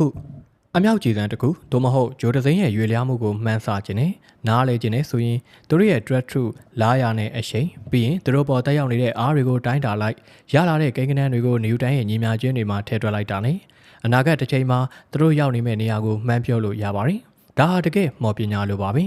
19ရာစုကုန်ကန်ဤကြမှာသာနေဦးတိုင်းရဲ့ဥပဒေသားတွေနဲ့မကိုင်ညီတဲ့တွေးရှိမှုအနေငယ်ကိုသိပ္ပံပညာရှင်တွေတွေ့လာခဲ့ကြတာပါအရာတွေကယူပါဗေဒရဲ့ဒေါ်လန်ရေးအသစ်တွေဖြစ်တဲ့နိုင်ရ theory နဲ့ quantum mechanics ဆိုတာတွေကိုတွေ့ရှိဖို့ညွှန်ပြခဲ့ပါတယ်တဘာဝတရားရဲ့စာအုပ်ကိုသင်္ချာဘာသာစကားနဲ့ရေးထားကြောင်းနေရူတန်ကပြသခဲ့ပါတယ်ယူပါဗေဒလိုတချို့နယ်ပယ်တွေကိုရှင်းလင်းတဲ့ညီမျှခြင်းတွေနဲ့အနစ်ချုပ်လို့ရပါတယ်ဒါပေမဲ့ဇီဝဗေဒဘောဂဗေဒနဲ့စိတ်ပညာလိုဘာသာရပ်တွေကိုအနစ်ချုပ်ကောက်ချက်ဆွဲဖို့ကြိုးစားတဲ့အခါကျတော့အဲ့ဒီနယ်ပယ်တွေကတိမ်မွေရှုပ်ထွေးမှုတွေများတဲ့အတွက်နေယူတိုင်းရဲ့ညီမျှခြင်းလိုမျိုးကောက်ချက်ချဖို့ကြိုးစားတာအခြေအနေလို့ပညာရှင်တွေတွေ့ရှိသွားပါတယ်ဒါပေမဲ့သူတို့တွေသင်္ချာကိုလက်လျှော့လိုက်တာတော့မဟုတ်ပါဘူးဘာဂတိအမှန်တရားရဲ့ပုံမသိမ်မွေရှုပ်ထွေးတဲ့မျက်နှာစာကိုကင်တွယ်ဖြည့်ရှင်းမှုအတွက်သင်္ချာပညာရပ်ခွဲတစ်ခုကိုလွန်ခဲ့တဲ့နှစ်200ကျော်ကတိုးတက်ကြံစားခဲ့ကြပါတယ်အဲ့ဒါကတော့စရင်အင်းပညာပဲဖြစ်ပါတယ်1944ခုနှစ်မှာစကော့တလန်က Presbyterian ဂိုင်းဖုံးတော်ကြီးနှစ်ပါးဖြစ်တဲ့ Alexander Webster နဲ့ Robert Wallace တို့ကကွယ်လွန်သူဖုံးတော်ကြီးတွေရဲ့ကျန်ရစ်သူမုတ်ဆိုးမတွေအတွက်ပင်မလာစာပေးဖို့အသက်အာမခံရန်မုံငွေတရက်ထူထောင်မှုဆုံးဖြတ်ခဲ့ပါတယ်။အစီအစဉ်ကတော့သူတို့ဖျားเจ้าတော်ကဖုံးတော်ကြီးတစ်ပါးချင်းစီကသူတို့ဝင်ငွေတစ်စိတ်တစ်ပိုင်းကိုရန်မုံငွေထည့်ဝင်မယ်။ငွေတွေကိုရင်းနှီးမြှုပ်နှံထားမယ်။ဖုံးတော်ကြီးတစ်ပါးပါပြန်လွန်ခဲ့ရင်သူမိမက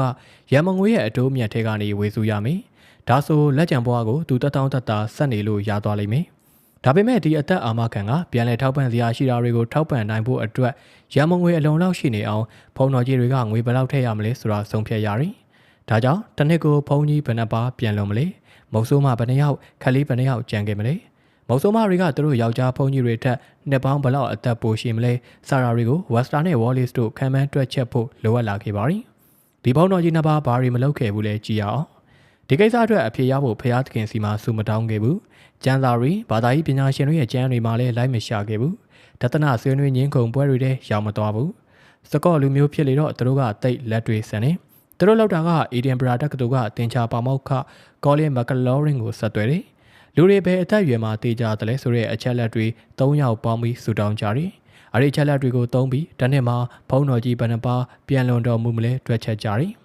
တကယ်တော့သူတို့လုပ်ခဲ့တဲ့အလုပ်ကစရင်အင်းပညာနဲ့ဖြစ်တန်စွမ်းဆိုတဲ့နယ်ပယ်မှာမကြာသေးခင်ကမှရှာဖွေတွေ့ရှိချက်တွေကိုအခြေခံမိရသားဖြစ်နေပါတယ်။အဲဒီထဲကတစ်ခုကဂျေကော့ဘာနိုလီရဲ့ကိန်းဂဏန်းကြီးများ၏ဥပဒေဆိုတာပါ။သူ့ဥပဒေသားအရလူတစ်ယောက်ရဲ့တည်ခြင်းကိုမှန်မှန်ကန်ကန်ခံမှန်းဖို့ကခက်ခဲတယ်ဆိုတဲ့ကိစ္စဖြစ်ပေမဲ့အလားတူကိစ္စတွေမြောက်များစွာရဲ့ပြန်မြရလက်တွေအပေါ်ကိုမူတည်တဲ့အခါမှာတော့အတော်ကြီးကိုနိနိဆက်ဆက်ခံမှန်းလို့ရတယ်လို့ပြောထားပါတယ်။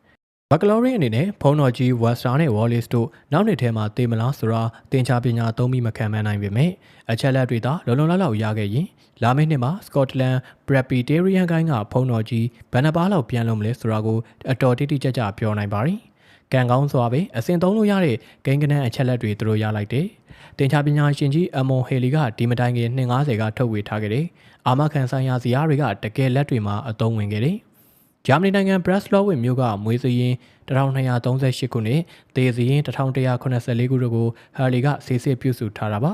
သူစရင်စရာတွေကနေဥပမာအသက်20ရှိတဲ့လူတစ်ယောက်ကတစ်နှစ်မှာသေမဲ့အလားအလာ100တလေးရှိပြီးအသက်50အရွယ်လူတစ်ယောက်အဖို့တော့39တလေးရှိတယ်ဆိုတာမျိုးသိရပါတယ်ဒီကိန်းဂဏန်းတွေကိုဆက်လက်တွက်ချက်ပြီးတော့ Webster နဲ့ Wallace ကောက်ချက်ချလို့ရတာကပြန်မြအားဖြင့် Scott လူမျိုး Presbyterian ဖုံးတော်ကြီး930ပါးကအမြဲတမ်းအသက်ရှင်နေထိုင်နေလိမ့်မယ်။တနေ့ကိုပြန်မြဖုံးတော်ကြီး28ပါးပြန်လုံမယ်။သူတို့တွေက18ပါးမှမုတ်ဆိုးမှကျန်ခဲ့မယ်။မုတ်ဆိုးမှမကျန်ခဲ့မဲ့ဖုံးတော်ကြီး9ယောက်မှာတော့မိဘမဲ့သားသမီးတွေကျန်ခဲ့မယ်။မုတ်ဆိုးမှကျန်ခဲ့မဲ့တဲ့က2ယောက်မှာတော့အရင်အိမ်တော်နဲ့ယာထားတဲ့အသက်16နှစ်မပြည့်သေးတဲ့သားသမီးတွေကျန်ခဲ့မယ်။ကျန်ရည်သူမုတ်ဆိုးမှမသိခင်ဒါမှမဟုတ်နောက်အိမ်တော်မပြုတ်ခင်အချိန်ဘယ်လောက်ရှိမလဲဆိုတာကိုသူတို့ဆက်ပြီးတွက်တယ်။မုတ်ဆိုးမှတည်သွားရင်ဖြစ်ဖြစ်နောက်အိမ်တော်ပြုတ်ရင်ဖြစ်ဖြစ်ပင်စင်ဆက်မပေးတော့ဘူး။ဒီကိန်းဂဏန်းတွေကြောင့်ရန်မုံငွေအစီအစဉ်မှာပါဝင်မဲ့ဖုံးတော်ကြီးတွေမရှိတော့ရင်သူတို့မိသားစုဆက်လက်အထောက်ပံ့ရစီဖို့ငွေဘယ်လောက်ထည့်ဝင်ရမလဲဆိုတာ Webster နဲ့ Wallace တို့ဆုံးဖြတ်လို့ရသွားတယ်။တစ်နှစ်ကို2ပေါင်12ရှီလင်း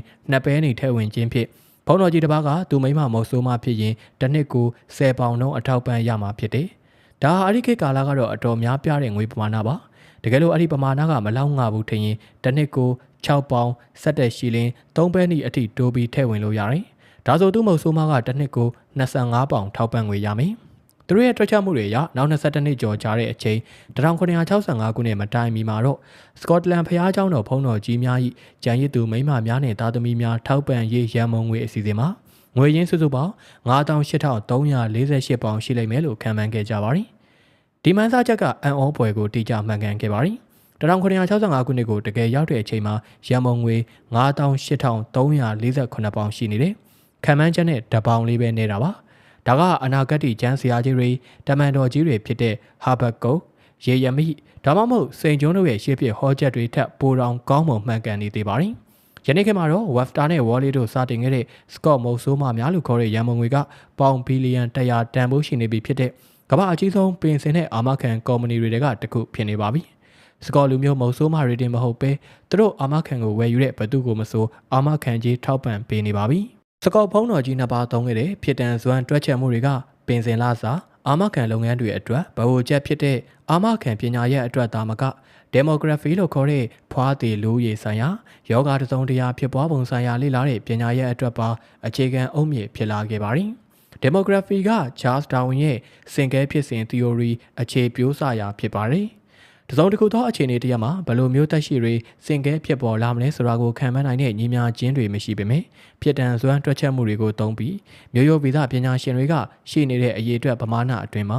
မျိုးရိုးဗီဇပေါင်းစပ်မှုတစ်ခုရဲ့ပြန်ပွားသွားနိုင်ခြေကိုရှာဖွေတွက်ချက်နိုင်ပါတယ်။အလားတူဖြစ်တန်စွမ်းပုံစံနမူနာတွေကဘောဂဗေဒလူမှုဗေဒစိတ်ပညာနိုင်ငံရေးသိပ္ပံနဲ့တခြားလူမှုဆိုင်ရာတဘာဝထိဆိုင်ရာသိပ္ပံပညာရပ်တွေရဲ့အရေးကြီးတဲ့အဓိကအစိပ်ပိုင်းဖြစ်လာပါတယ်။နောက်ဆုံးတော့နယူတန်ရဲ့ကနဝင်ညီမြချင်းတွေကိုတောင်မှကွမ်တမ်မက်ကနစ်ရဲ့ဖြစ်တန်စွမ်းတွေကဖြည့်စွက်ပြည့်စုံစေခဲ့ပါတယ်။ပညာရေးရဲ့နောက်ကျောင်းသမိုင်းကိုကြည်လိုက်ရုံနဲ့ပဲအတက်ကဖြစ်စဉ်ကကျွန်တော်တို့ကိုဘလောက်ထိရှေ့ရောက်စေခဲ့တယ်လဲဆိုတာသဘောပေါက်နိုင်ပါတယ်။သမိုင်းကာလတစ်လျှောက်မှာတေချာပညာကပညာတတ်တွေတောင်ခက်ခက်ခဲခဲသင်ယူခဲ့ရတဲ့လုံနေစုပဲနားလည်တဲ့ပညာဖြစ်ခဲ့ပါတယ်။အလက်ခေတ်ဥရောပမှာရုပ်တိဗေဒတဒါဗေဒနဲ့အပြောအဟောပညာတွေကပညာရေးရဲ့ကျော်ယူပါတင်ချာကတော့ရိုးရိုးကနန်းတင်ချာနဲ့ geometry ထက်ကျော်လွန်ပြီးတင်တာရှာပါတယ်။စရင်အင်းကတော့ဘယ်သူမှကိုမလေ့လာတာပညာရဲ့တကားရဲ့ထုတ်ခေါင်ကတော့ကိုယ်ကွယ်မှုဘာသာတရားပေတာပါပဲ။ဒီနေ့ခေတ်မှာတော့အပြောအဟောပညာသင်ယူသူအတော်နေသွားပြီ။ရုပ်တိဗေဒဆိုတာတသနိကဗေဒဌာနတွေမှာပဲရှိတော့တယ်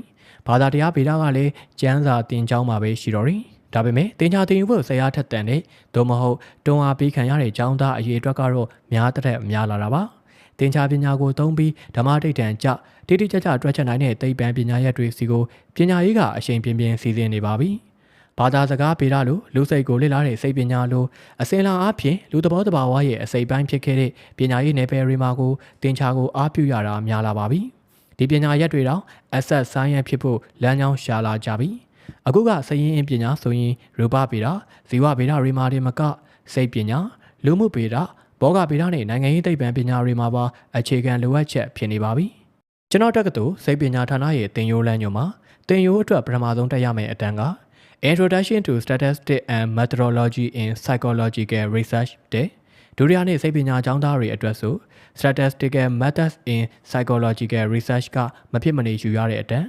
လူစိတ်ကိုနားလည်ဖို့နဲ့စိတ်ယောဂတွေကိုကုသဖို့စိတ်ရင်းအင်းပညာကိုအရင်လေ့လာရမယ်လို့ Confucius ဗုဒ္ဓယေရှုနဲ့မိုဟာမက်တို့ကိုကူးနေသွားပြောရင်သူတို့နားလည်ရခက်ပြီးစိတ်ရှုပ်ထွေးနေမှာပဲအတိဘဟုတုတ္တအတိစွမ်းအား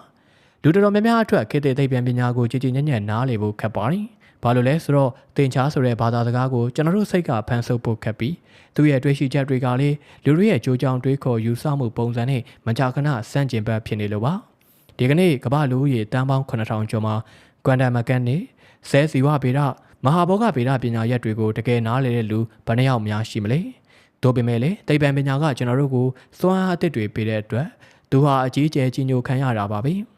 ဓမ္မရာကြီးတွေဗိုလ်ချုပ်ကြီးတွေအနေနဲ့နျူကလ িয়ার ရူပဗေဒကိုနားလည်ခြင်းမှလည်းပေမဲ့နျူကလ িয়ার ဘုံတွေဘယ်လိုစွမ်းနေဆိုတော့သူတို့ကောင်းကောင်းကြီးသိတယ်လေဖရန်စစ်ဘေကွန်က The New Instrument ဆိုတဲ့ခေါင်းစီးနဲ့1620ခုနှစ်မှာဖြန့်ချီတဲ့သိပ္ပံပညာစာတမ်းမှာ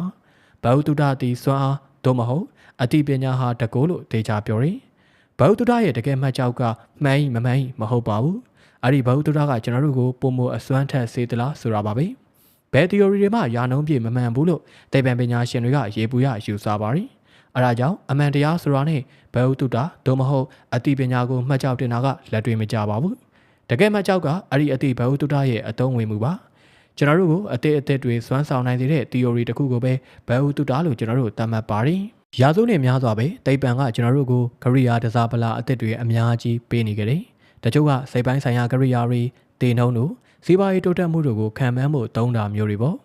ပိုရေးပါတာကနိပညာကရိယာတွေသိပ္ပံနဲ့နိပညာရဲ့ဆက်နွယ်မှုကခိုင်တရက်ခိုင်လာတော့မြန်မာလူသားတွေကဒီနှစ်ခုကိုရောထွေးလာကြတယ်။သိပ္ပံသုတေသနတွေမလုပ်ဘဲနိပညာအသစ်တွေတည်ထွင်ဖို့မဖြစ်နိုင်သလိုနိပညာအသစ်တွေရမလာဘူးဆိုရင်သုတေသနတွေလုပ်တာအတိတ်ပဲမရှိဘူးလို့ကျွန်တော်တို့တွေးမိလာတယ်။တကယ်တော့သိပ္ပံနဲ့နိပညာရဲ့ဆက်နွယ်မှုကတိတ်မကြသေးတဲ့ဖြစ်စဉ်ပါ1500ပြည့်နှစ်မတိုင်ခင်ကသိပ္ပံနဲ့နိပညာဆိုတာတတ်စီပါ19ရာစုအစားပိုင်းမှာဘက်ကွန်ကဒီနယ်ပယ်နှစ်ခုကိုဆက်ပေးလိုက်တဲ့အခါဒါတော်လန်တဲ့အတွေးခေါ်ဖြစ်ခဲ့ပါတယ်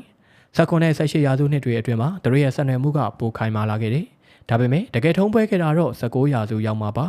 1800ပြည့်နှစ်မှာပဲတောင်တင်းနယ်စစ်တပ်ကိုအလိုရှိတဲ့အုပ်ချုပ်သူအများစုနဲ့အောင်မြင်တဲ့စီးပွားရေးကိုအလိုရှိတဲ့စီးပွားရေးဂရုအများစုကရူပပေဒဇီဝပေဒဘောဂပေဒပညာတွေမှာသူတေသနအတွက်ငွေကြေးထောက်ပံ့ပေးဖို့ဂရုမထားခဲ့ပါဘူးဒီနေရာမှာလုံးဝချွင်းချက်မရှိဘူးလို့မပြောပါဘူးတမိုင်းပညာရှင်ကောင်းတစ်ယောက်ဟာအရာရာတိုင်းအတွက်ရှေးထုံတာတကားဆိုတာရှာလို့ရပါတယ်ဒါပေမဲ့ဒီရှေးထုံတွေကမြင်ကွင်းကျယ်ကိုမှုံဝါးသွားစေတဲ့တည်ကျင်စိတ်ပြင်းပြမှုတွေမျှပဲလို့ပို့တော်တဲ့တမိုင်းဆရာကတည်တယ်ရေပူရပြောရရင်မြန်မာခေတ်မတိုင်မီကအုပ်ချုပ်သူအများစုနဲ့စီးပွားရေးသမားအများစုကဤပညာအသစ်တွေရလာဖို့လှုပ်တဲ့စကြဝဠာရဲ့တဘာဝအကြောင်းသူတွေတနာတွေကိုငွေကြေးမထောက်ပံ့ခဲ့ဘူးတွေးခေါ်ပညာရှင်တွေကသူတို့တွေ့ရှိချက်တွေကိုဤပညာအသုံးဆောင်တွေဖြစ်ပြောင်းလဲဖြစ်ဖို့အာမထုတ်ခဲ့ဘူးအစဉ်အလာအသိပညာကိုပြန်ပွားဖို့ဦးတည်ချက်ထားတဲ့ပညာရေးအဖွဲ့အစည်းတွေကိုအုပ်ချုပ်သူတွေကငွေကြေးထောက်ပံ့နေဆိုတာသူတို့လက်ရှိအာဏာတည်တတ်မှုအတွက်ပဲ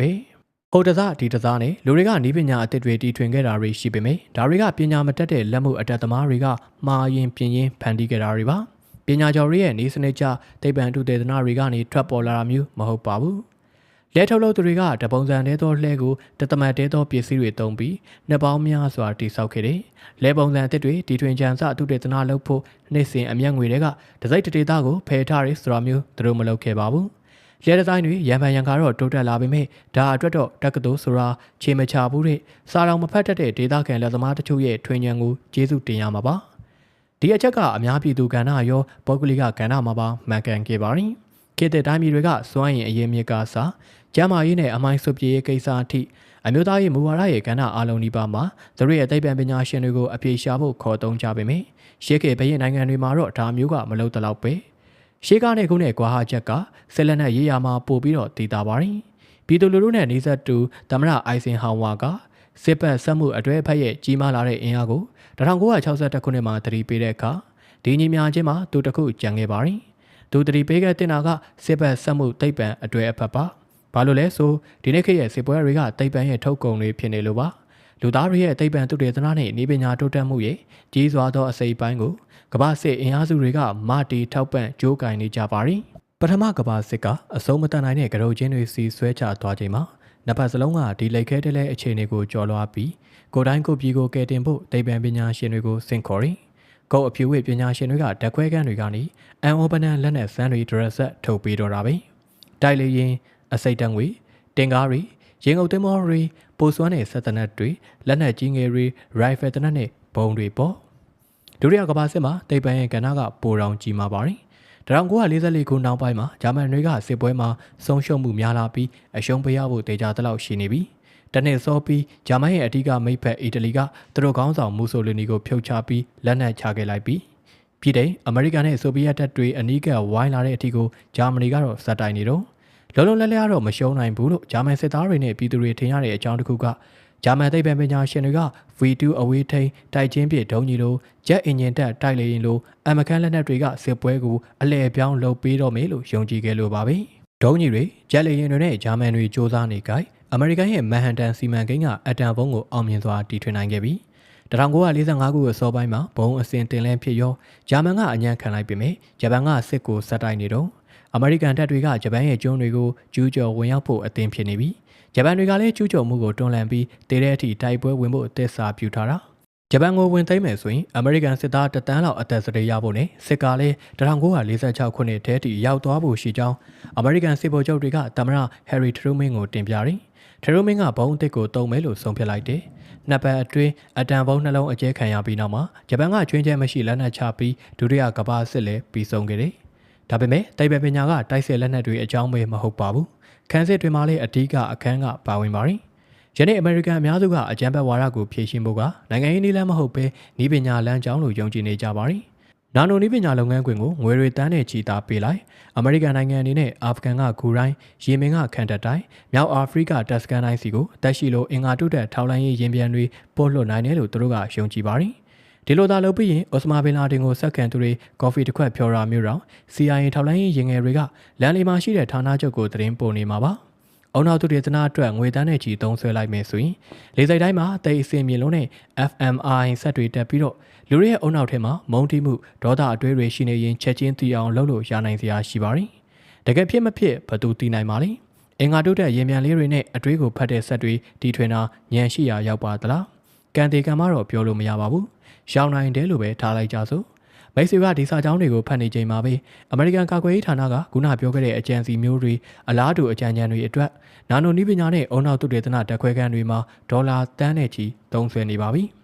တင်ကားတွေအတန်ဖုံးတွေထောက်လန်းရေးရင်ငယ်တွေလိုစီးရဲနေပညာကိုဆွဲလန်းတက်မှတ်မှုကအံ့ဩဖို့ကောင်းစွာပဲမကြာသေးခင်ကမှဖြစ်တဲ့ဖြစ်ရပါ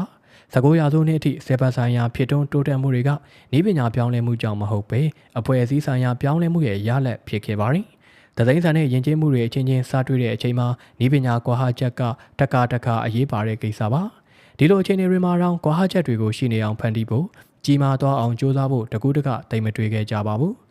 ဤပညာရဲ့ပြစ်စလက်အစွမ်းကိုအင်ပါယာတွေကဂုံပေါ်ကျေးဇူးတင်တာမျိုးမရှိခဲ့ဘူး။သူတို့ရဲ့အေဂရစ်တွေကလည်းဤပညာတိုးတက်မှုအတွက်တိတ်မစင်စားခဲ့ဘူး။ဆဆာနဲ့အင်ပါယာကိုအာရက်တွေအောင်နိုင်ခဲ့တာပိုကောင်းတဲ့လေးတွေဓားတွေကြောင့်မဟုတ်ဘူး။ဇက်ဂျွတ်တွေကဘန်ဆိုင်တိုင်းတွေထက်ဤပညာအသာစီးမရခဲ့ပါဘူး။မွန်ဂိုတွေကစမ်းကြဲတဲ့လက်နက်သစ်တွေအကူအညီနဲ့တရုတ်ကိုအောင်နိုင်ခဲ့တာမဟုတ်ဘူး။တကယ်တော့ဒီဖြစ်ရပ်တွေအားလုံးမှာရှုံးနေသူတွေကစီရေးနဲ့အရက်ပတ်ဤပညာတွေမှာတာလွန်ခဲ့တာပါ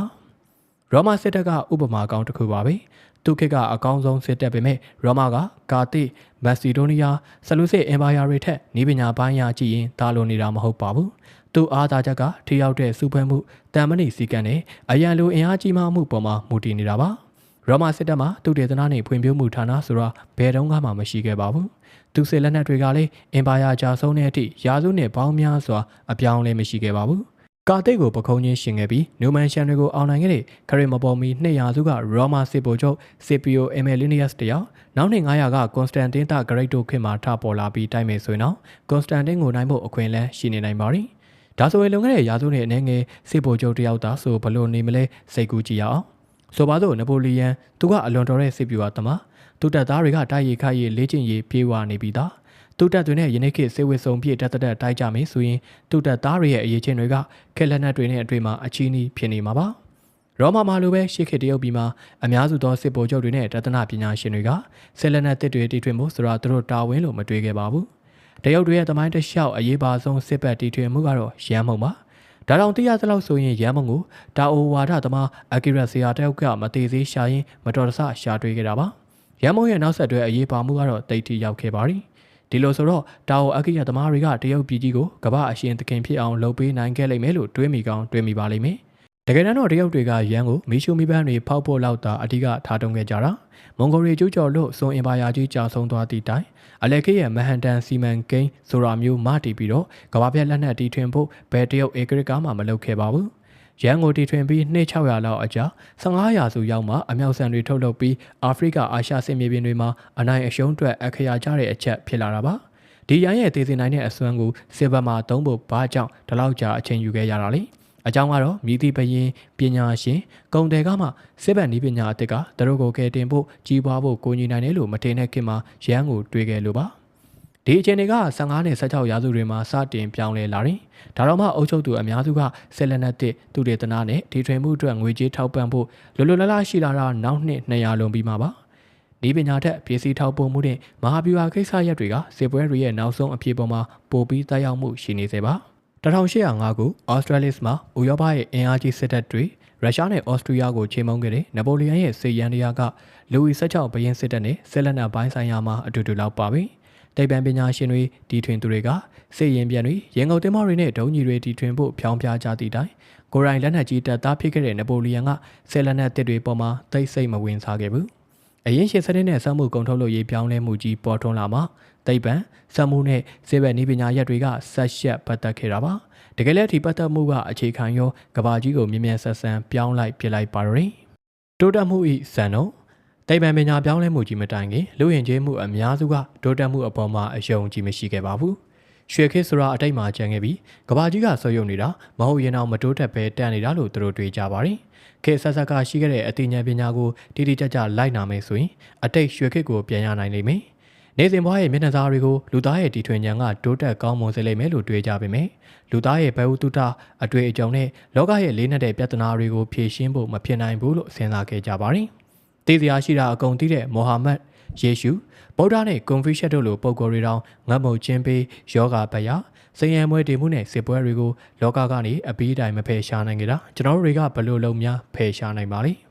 များစွာသောကိုယ်ွယ်ယုံကြည်မှုတွေကတနေ့နေ့မှာကယ်တင်ရှင်ကြီးတယောက်ပေါ်လာပြီးစစ်ပွဲတွေငတ်မုတ်ခြင်းပေးနဲ့တေခြင်းတရားတွေကိုတော့အဆုံးသတ်သွားစေလိမ့်မယ်လို့ယုံခဲ့ကြပါတယ်ဒါပေမဲ့အသိပညာအသစ်တွေကရိယာအသစ်တွေတီထွင်ပြီးကယ်တင်ရှင်ကိုမျှော်စရာမလိုပဲလူသားတွေကိုကယ်တင်နိုင်တယ်ဆိုတဲ့ယူဆချက်ကတော့အတိတ်ပဲမရှိတာထက်ကိုလွန်လို့မောက်မာရာကျသွားပြီတမန်ကျမ်းစာကဘာပဲမျောစဉ်ဂရိဒနာဤက Israel ပုံမြင်ဂျူးအစင်လာကိုလန်ပုံမြင်နဲ့တခြားများလာစွာသောဒနာဤပုံမြင်တွေကလူတွေရဲ့အကန့်အသတ်ပေါင်းတွေကိုကျော်လွန်ဖို့ကြိုးစားမှုမှန်သမျှကစိတ်ပြတ်အားငယ်မှုနဲ့ကံဆိုးမုံမောင်ကြမှုတွေစီတာမလွဲမသွေဆိုက်ရောက်သွားမယ်လို့လူတွေကိုသင်ကြားပေးခဲ့ပါတယ်မျက်မှောက်ခေတ်ယဉ်ကျေးမှုကသူမတည်သေးတဲ့အရေးပါသောကိစ္စတွေများစွာရှိသေးတယ်လို့ဝန်ခံပါတယ်တိမ်ပန်တွေးရှိချက်တွေကကျွန်တော်တို့ကိုစွမ်းအားအသစ်တွေပေးနိုင်တယ်ဆိုတော့အတိအမြင့်နဲ့မတိခြင်းကိုဝန်ခံမှုနဲ့ပေါင်းစပ်လိုက်တဲ့အခါနောက်ဆုံးမှာတော့အစစ်မှန်တိုးတက်ဖြစ်ထွန်းမှုဆိုတာဖြစ်နိုင်ကြောင်းလူသားတွေကတွေးဟဖြစ်လာကြပါတယ်။ဖြေရှင်းနိုင်မှုမရှိတဲ့ပြဿနာတစ်ခုပြီးတစ်ခုတိမ်ပန်ကတစားဖြေရှင်းနိုင်လာတဲ့အခါအသိပညာအသစ်တွေအသုံးချပြီးပြဿနာတိုင်းကိုကျော်လွှားနိုင်လိမ့်မယ်လို့အများကယုံကြည်လာကြပါတယ်။စိန်ရမွဲတည်မှုယောဂပယ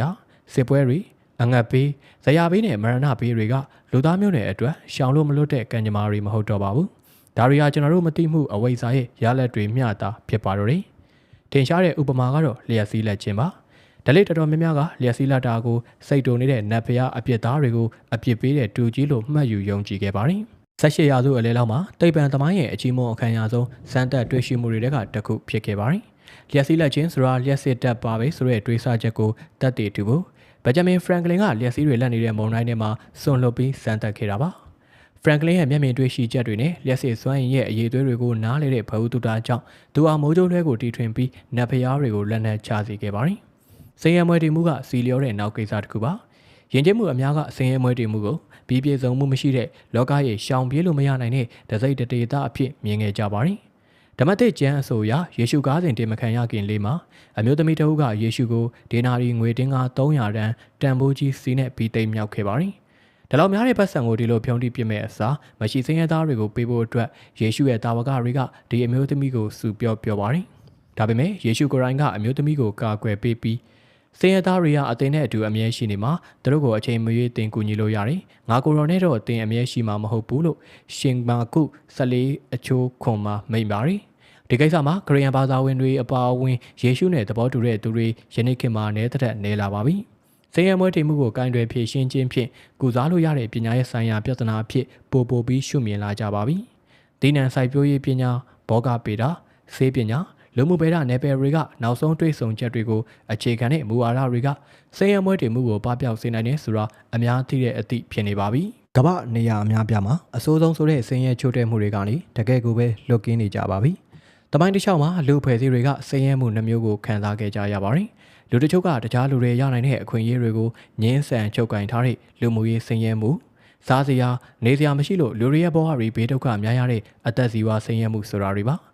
လူမှုရေးစင်ရဲမှုကတော့ပပျောက်သွားနိုင်ပွဲမရှိပေမဲ့ဇီဝစင်ရဲမှုကတော့ကမ္ဘာနိုင်ငံများမှာအတိတ်ကအကြောင်းအရာတစ်ခုဖြစ်နေပါပြီ။မကြသေးခင်အထိလူအများစုကဇီဝစင်ရဲမှုသတ်မှတ်ချက်နားမှာရေဝဲနေခဲ့ကြတာပါ။လူတယောက်ဒီသတ်မှတ်ချက်အောက်ရောက်တယ်ဆိုတာသူအသက်ဆက်ရှင်ဖို့လုံလောက်တဲ့ကယ်လိုရီချို့တဲ့နေတာလို့ဆိုလိုပါတယ်။တေတီပွဲလွဲချော်တဲ့တွက်ချက်တာတွေကပဲဖြစ်ဖြစ်ကန်ဆိုးမှုလေးတွေကပဲဖြစ်ဖြစ်လူတွေကိုဒီသတ်မှတ်ချက်အောက်ရောက်ပြီးငတ်ပြတ်သွားစေနိုင်ခဲ့တယ်။တဘာဝနဲ့လူကြောင့်ဖြစ်တဲ့ကပ်ပေးဆိုးတွေကမကြာခဏပဲလူမျိုးအလုံးကိုအလွယ်လေးကြောက်တဲတွန်းပို့နိုင်ခဲ့တယ်။တမောင်များစွာဒေကျေပျက်စီးစေခဲ့တယ်။ယနေ့ခေတ်မှာတော့ကမ္ဘာလူသားအများစုကသူတို့လိမ့်ကျသွားရင်တော့အောက်မှာခံထားတဲ့အသက်ဘေးကကွန်ရက်တစ်ခုတော့ရှိနေပါပြီ။ကန်ဆိုးခဲ့ရင်တော့အာမခံတွေနိုင်ငံတော်လူမှုဖူလုံရေးပေါ်များလာတဲ့ပြည်တွင်းပြည်ပ NGO တွေကတအုပ်တယောက်ချင်းစီကိုအကာအကွယ်ပေးထားပါတယ်။ကပ်ဘေးကဒေသတစ်ခုလုံးပေါ်ကြားရောက်ခဲ့ရင်ကမ္ဘာအနှံ့ကကယ်ဆယ်ရေးလုပ်ငန်းတွေကအဆိုးဆုံးတွေမဖြစ်အောင်အကောင်းဆုံးလှုပ်ဆောင်နိုင်လေးရှိပါတယ်။ တိတ်ခါကြမှုများအဆက်ရစရာများနဲ့ဆင်းရဲလို့ဖြစ်တဲ့ယောဂဗယတွေကိုလူတွေခံစားနေရသေးပေမယ့်နိုင်ငံအများစုမှာဘသူကသေလောက်အောင်တော့ငတ်မနေပါတကယ်ဆိုရင်လူအဖွဲ့အစည်းတော်တော်များများမှာငတ်တာထက်အဝလုံးနဲ့အန်ဒရယ်ရှိတဲ့လူကပိုတောင်များနေပါသေးတယ်ဂီကမတ်စီမံကိန်းလူသားမျိုးနွယ်ရဲ့ဖြည့်ရှင်းနိုင်စရာမရှိဘူးလို့ထင်ရတဲ့ပြဿနာတွေတွေကဒေါကအဖြစ်အဆုံးစိတ်ဝင်စားစရာအကောင်းဆုံးနဲ့အရေးပါဆုံးဖြစ်ကြန့်ရှိနေသေးတာတခုရှိပါတယ်မရဏတရားပြဿနာပါပဲခေတ်တဲ့နောက်ပိုင်းမတိုင်ခင်ဘာသာတရားတွေနဲ့အတွင်းမြင်သွားတာအများစုကတေခြင်းကိုရှောင်ပြေးလို့မရတဲ့ကျမအဖြစ်ကံတေကံမကိုမှတ်ယူခဲ့ပါတယ်ဒီထက်ပိုတာကယုံကြည်ကိုးကွယ်မှုအများစုကမရဏကိုဘဝအထိပ်ပဲရဲ့အဓိကရင်းမြစ်အဖြစ်ပြောင်းပေးခဲ့ပါတယ်တေခြင်းကဲမဲ့တဲ့ကမ္ဘာတစ်ခုမှာအစ္စလမ်ခရစ်ယာန်နဲ့ရှေးအီဂျစ်ဘာသာတရားတွေကိုမြင်အောင်ကြည့်ပါကမ္ဘာပေါ်မှာထာဝရအသက်ရှင်ဖို့နဲ့တေခြင်းမှလွတ်မြောက်ရာကိုရှာဖွေဖို့အစားဒီဘာသာတရားတွေကလူတွေကိုတေခြင်းနဲ့တဲ့အောင်ပေါင်းဖို့မျှော်လင့်ချက်တွေကိုတမလွန်ဘဝနဲ့တွဲချိတ်ထားဖို့တွင်တင်ပါတယ်အတော်ဆုံးဉာဏ်ပညာရှင်တွေကမရဏကနေလွတ်မြောက်ဖို့မကြိုးစားပဲမရဏရဲ့အတိတ်ပဲဖွင့်ဆိုဖို့နဲ့အလုံများခဲ့ကြပါတယ်ကျွန်တော်တို့စီလက်ဆင့်ကမ်းခဲ့တဲ့ရှေးအကြဆုံးဒဏ္ဍာရီဖြစ်တဲ့ရှေးခေတ်စူမာယဉ်ကျေးမှုကဂီကမတ်ဒဏ္ဍာရီမှာအဓိကအကြောင်းချိန်ရာကတေခြင်းမှလွတ်မြောက်မှုလိုမှုပါပဲဒီပုံမြင်ရဲ့ဇက်လိုက်ကအိုရုမြို့တဲ့တိုက်ပွဲတိုင်းအောင်ဘရင်ဂီကမတ်ပါတနေ့သူရဲ့အချစ်ဆုံးတငယ်ချင်းအန်ခီတူတေတော့ဂီကမတ်တယောက်အလောင်းဘေးမှာထိုင်ပြီးအလောင်းကိုနေပေါင်းများစွာစောင့်ကြည့်တယ်သူတငယ်ချင်းနှာခေါင်းပေါက်ကနေပိုးကောင်တကောင်ထွက်လာတဲ့အထိပဲအဲ့ဒီခိုင်မှာပဲဂီကမတ်အကြီးကျယ်ထိတ်လန့်သွားပြီးတော့သူ့ကိုယ်သူဘယ်တော့မှမသေးစေရဘူးလို့ဆုံးဖြတ်လိုက်တယ်တနည်းအားဖြင့်မရဏကိုအောင်နိုင်မဲ့လမ်းကိုသူရှာမယ်ပေါ့ဒါနဲ့ပဲကျင်းသေးတွေကိုတတ်ကင်းမီကောက်လူသားတွေနဲ့တိုက်ခိုက်လောကငရဲစီသွားရလမ်းကိုရှာရင်းစัจ java လာအဆုံးထိကိုသူခရီးနေနေကဘာဦးရေလွှမ်းမိုးမှုမှာနောက်ဆုံးရှင်သန်ခဲ့တဲ့ Ona Fish တင်ကိုတွေ့ခဲ့သူမရဏမီရဲ့ကူတိုသမားအရှာနာဗီရဲ့စမ်းကြဲကြောက်တုံးစာတွေကိုဂီကမတ်ကဖျက်ဆီးလိုက်တယ်ဒါပေမဲ့သူရည်ရွယ်ချက်ကတော့မအောင်မြင်ခဲ့ပါဘူးလက်ကြီးပလာအိမ်ပြန်ခဲ့ရပြီးတော့သေခြင်းကိုမလွန်မြောက်နိုင်ခဲ့ဘူးဒါပေမဲ့အတိတရားတစ်ခုတော့သူရလိုက်ပါတယ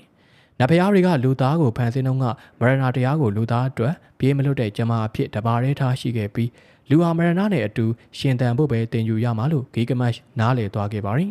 ဒီလိုအရှုံးသမားစိတ်ကိုပြောင်းလဲဖွံ့ဖြိုးတိုးတက်မှုရဲ့နောက်လိုက်တွေကတော့မမွေပါဘူးသိပ္ပံပညာအတွက်တော့တေခြင်းတရားကလူသားတွေရှောင်မလွတ်တဲ့ကံကြမ္မာမဟုတ်ဘူးစဝိုင်းပညာပိုင်းဆိုင်ရာပြဿနာတစ်ခုလေးပဲဖြစ်ပါတယ်နတ်ဖျားတွေရဲ့စီရင်ချက်ကြောင့်လူတွေသေးတာမဟုတ်ဘူးဆက်ပြက်လို့သေးတာနှလုံးရောဂါဖောက်ခြင်းကင်ဆာနဲ့ကူးစက်ရောဂါဆိုတဲ့စက်ပိုင်းပြဿနာတွေကြောင့်သေတာပါစက်ပိုင်းဆိုင်ရာပြဿနာတိုင်းအတွက်စက်ပိုင်းဆိုင်ရာအဖြစ်ရှိပါတယ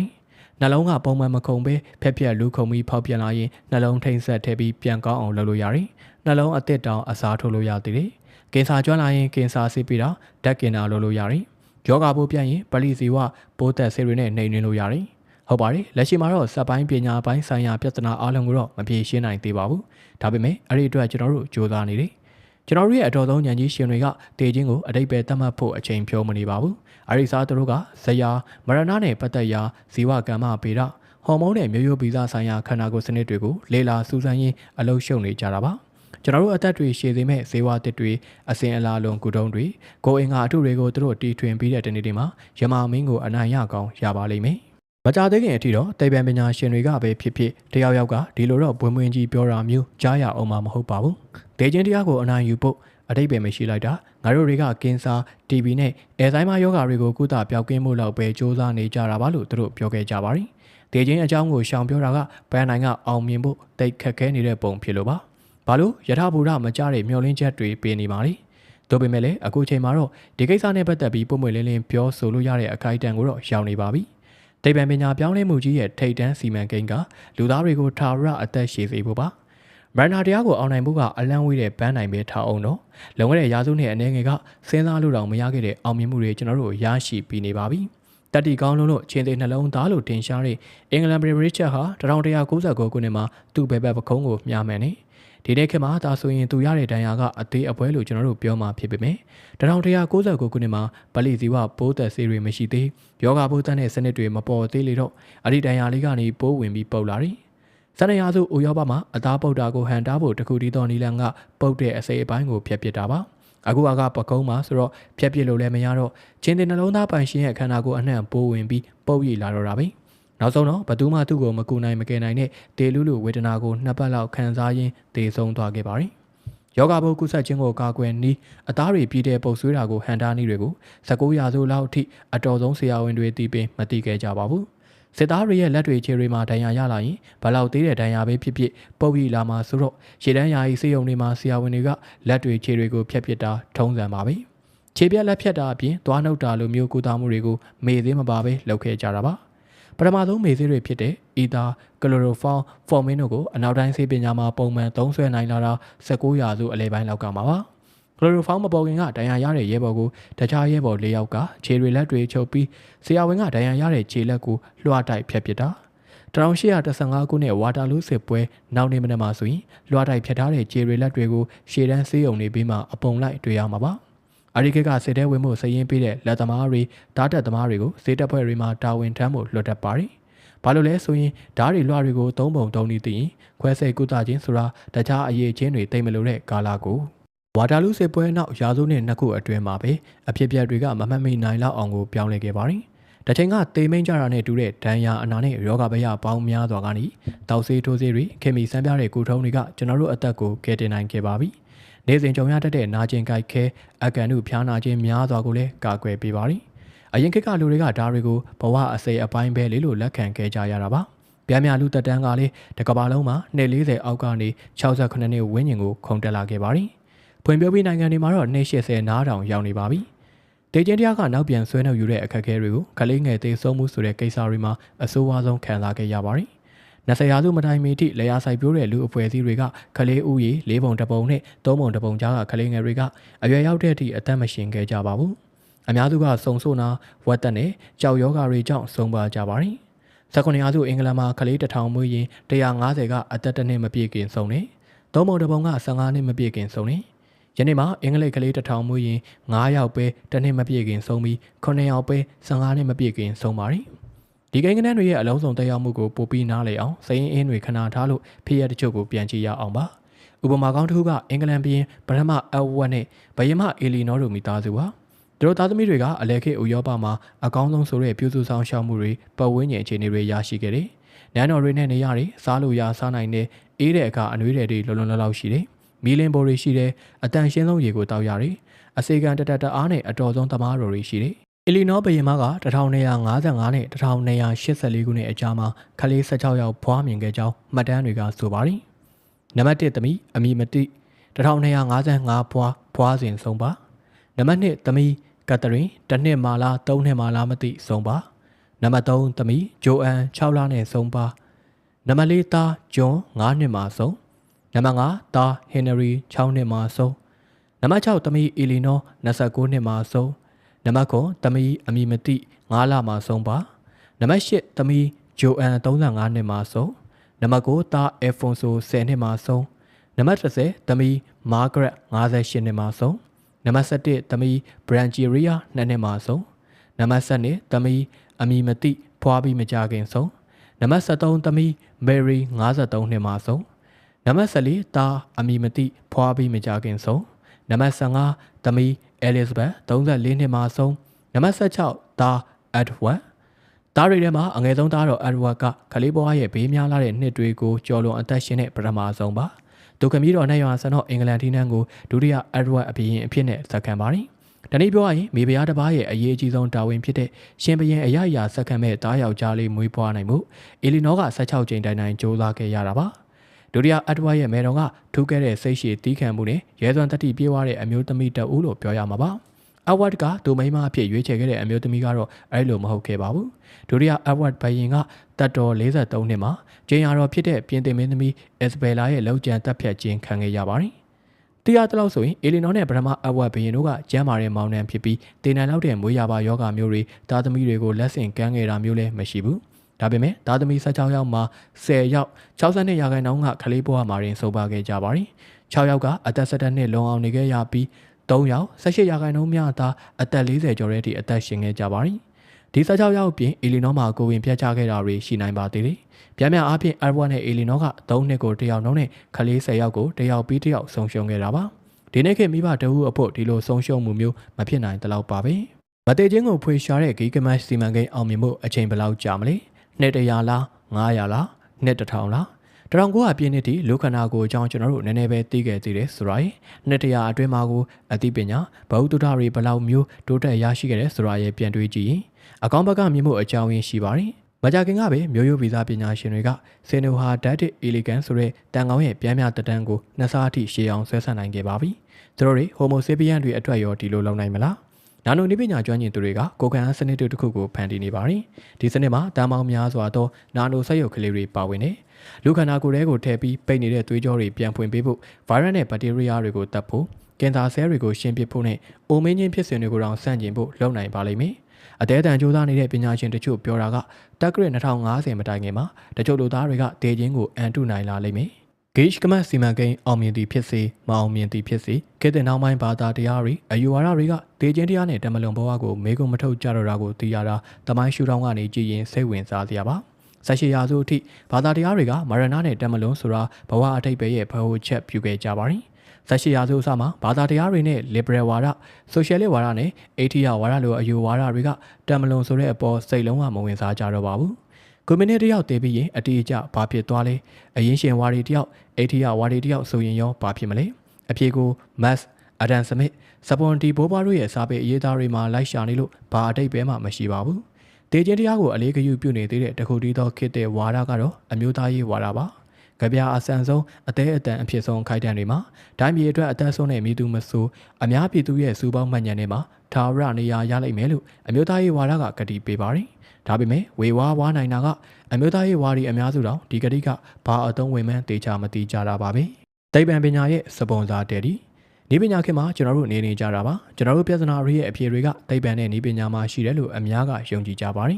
သိပ္ပံပညာရှင်နဲ့ဤပညာရှင်တွေကိုတော့သူတို့အလုပ်တွေဆက်လုပ်ခွင့်ပြုထားရုံနဲ့သူတို့ကဒီကဘာမြေပေါ်မှာပဲကောင်းကင်ဘုံကိုဖန်ဆင်းပေးပါလိမ့်မယ်ဒါပေမဲ့သိပ္ပံပညာဆိုတာလူသားရဲ့အထက်မှာရှိတဲ့အစင်းမြင့်လမ်းစဉ်အထက်တန်းကျင့်ဝတ်နဲ့ဝိညာဉ်ရေးဆိုင်ရာနယ်ပယ်မှာပဲဖြစ်ပေါ်လေပတ်နေတဲ့လုပ်ငန်းတော့မဟုတ်ပါဘူးလူရင်ချင်းမှုရဲ့တခြားကဏ္ဍတွေလိုပဲစီးပွားရေးနိုင်ငံရေးနဲ့ဘာသာရေးဆိုင်ရာအကျိုးစီးပွားတွေရဲ့ပုံသွင်းခြင်းကိုလည်းခံရပါတယ်သိပ္ပံပညာဆိုတာငွေသိပ်ကုန်တဲ့ကိစ္စပါလူကိုယ်ခံစနစ်ကိုလေ့လာဖို့ဇီဝဗေဒပညာရှင်တယောက်ကဓာတ်ခွဲခန်းတွေဖန်ပြွန်တွေဓာတုပစ္စည်းတွေနဲ့အီလက်ထရော့အနုကြည်မှန်ပြောင်းတွေလိုအပ်ပါတယ်ဓာတ်ခွဲအကူဝန်ထမ်းတွေလျှက်စင်မီသမားပိုက်သမားတန်ရှင်းရည်စာရာတွေလိုတာတော့ပြောစရာတော့မလိုပါဘူးချင်းငွေဈေးကွက်တစ်ခုကိုပုံစံဖော်ဖို့ဘောဂဗေဒပညာရှင်တယောက်ကကွန်ပျူတာတွေဝယ်ရမယ်ဒေတာဘန်အကြီးစားတွေထားရမယ်ရှုပ်ထွေးလာတဲ့ဒေတာစနစ်တွေဖန်တီးရပါမယ်ခေဟောင်းအမဲလိုက်ရှာဖွေစားတောက်သူတွေကိုနားလည်ဖို့ရှေးအောင်သူတွေတယောက်ကဝေးလံခေါင်များနေရာတွေတွားရမယ်ရှေးကအပြက်အစည်းတွေကိုတူဆွာရမယ်ရုပ်ကျွင်းအယိုးတွေလူလုပ်ပစ္စည်းတွေကိုရက်ဆွဲဖော်ထုတ်ရမယ်ဒါတွေအားလုံးကငွေမကုန်ဘဲနဲ့မရပါဘူးလွန်ခဲ့တဲ့နှစ်900အတွင်းခေတ်သိပ္ပံရဲ့အမကန်အောင်မြင်မှုတွေအတွက်သိပ္ပံသုတေသနကိုဒေါ်လာဘီလီယံပေါင်းများစွာထောက်ပံ့ခဲ့တဲ့အစိုးရတွေစီးပွားရေးလုပ်ငန်းရှင်တွေဖောင်ဒေးရှင်းတွေပုဂ္ဂလိကအလှူရှင်တွေရဲ့ထက်သန်လိုလားမှုကိုအများကြီးကျေးဇူးတင်ရမှာပါဒီငွေတွေကြောင့်သာစัจ java လာကိုပုံဖော်ပြီးသိဖို့ကမ္ဘာမြေပုံကိုဆွဲနိုင်ဖို့တတ္တလောကကြီးကိုစည်ရင်ပြုစုမှတ်သားဖို့အလုပ်တွေကိုဂလီလီယိုဂလီလေးခရစ္စတိုဖာကိုလမ်ဘတ်နဲ့ချာဒါဝင်တို့လုပ်ခဲ့တာထက်များစွာပိုလုပ်နိုင်ခဲ့တာပါ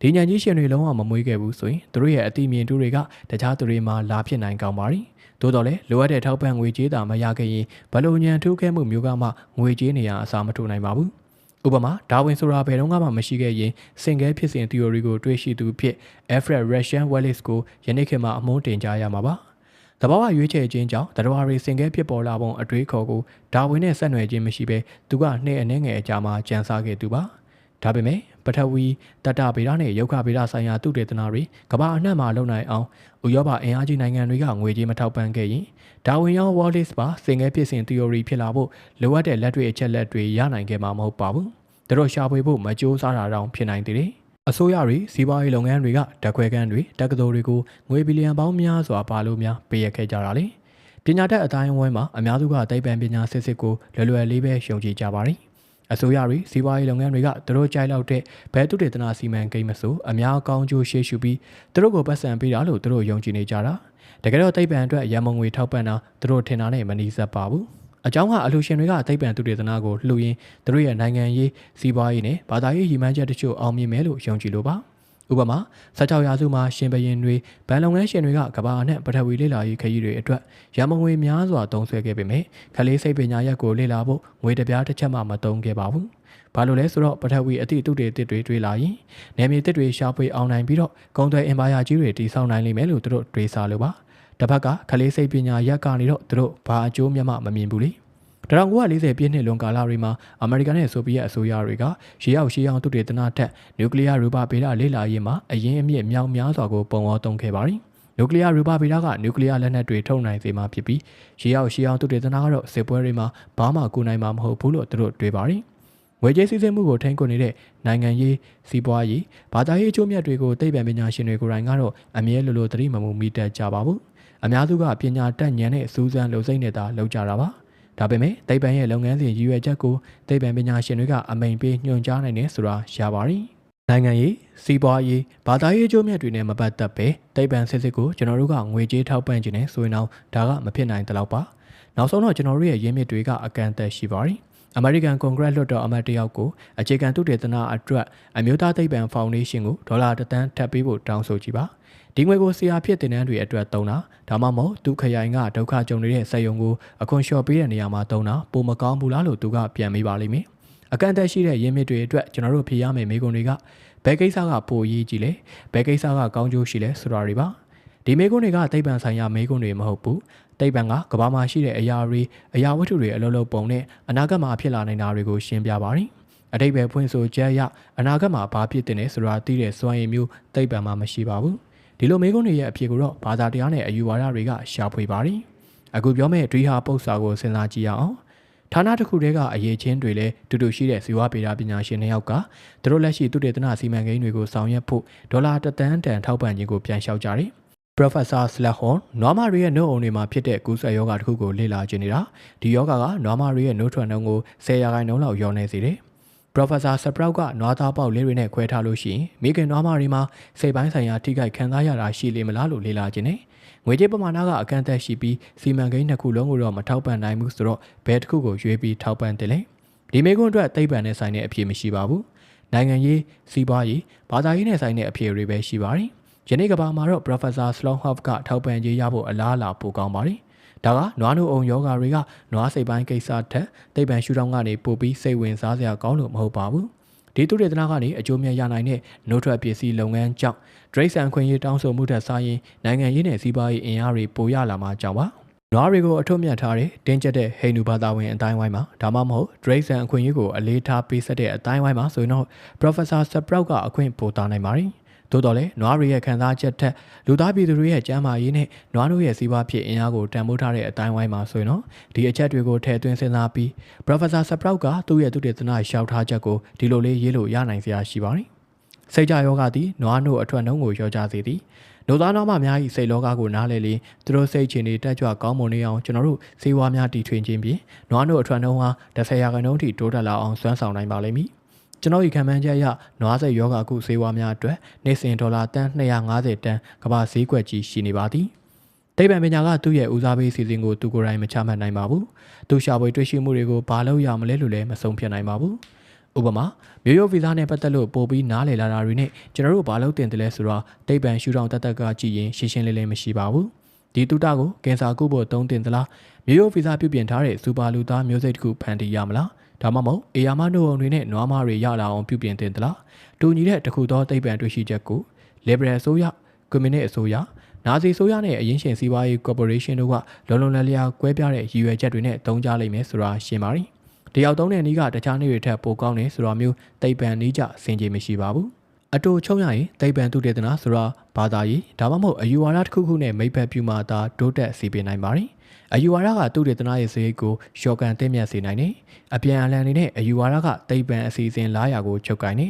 သုတေသနတွေ့ရှိချက်တွေနဲ့ဘာတွေလုပ်မယ်ဆိုတာဆုံးဖြတ်တယ်ဒါကြောင့်တခြားပန်းတိုင်တွေထက်လူသားတွေအမိုကောဒိုနဲ့လကဘာကိုဘာလို့ပန်းတိုင်ထားသွားခဲ့တယ်လဲဆိုတာနားလည်ဖို့ဆိုရင်ယူဘဗေဒဇီဝဗေဒနဲ့လူမှုဗေဒပညာရှင်တွေရဲ့အောင်မြင်မှုတွေကိုလေ့လာရုံနဲ့မလုံလောက်ပါဘူးဒီပညာရပ်တွေကိုပုံသွင်းထိန်းချောင်းနေတဲ့ဟိုလမ်းမသွားနဲ့ဒီလမ်းသွားဆိုပြီးချုပ်ချယ်နေတဲ့အယူဝါဒနိုင်ငံရေးနဲ့စီးပွားရေးဆိုင်ရာအင်အားစုတွေကိုပါထည့်သွင်းစဉ်းစားရပါလိမ့်မယ်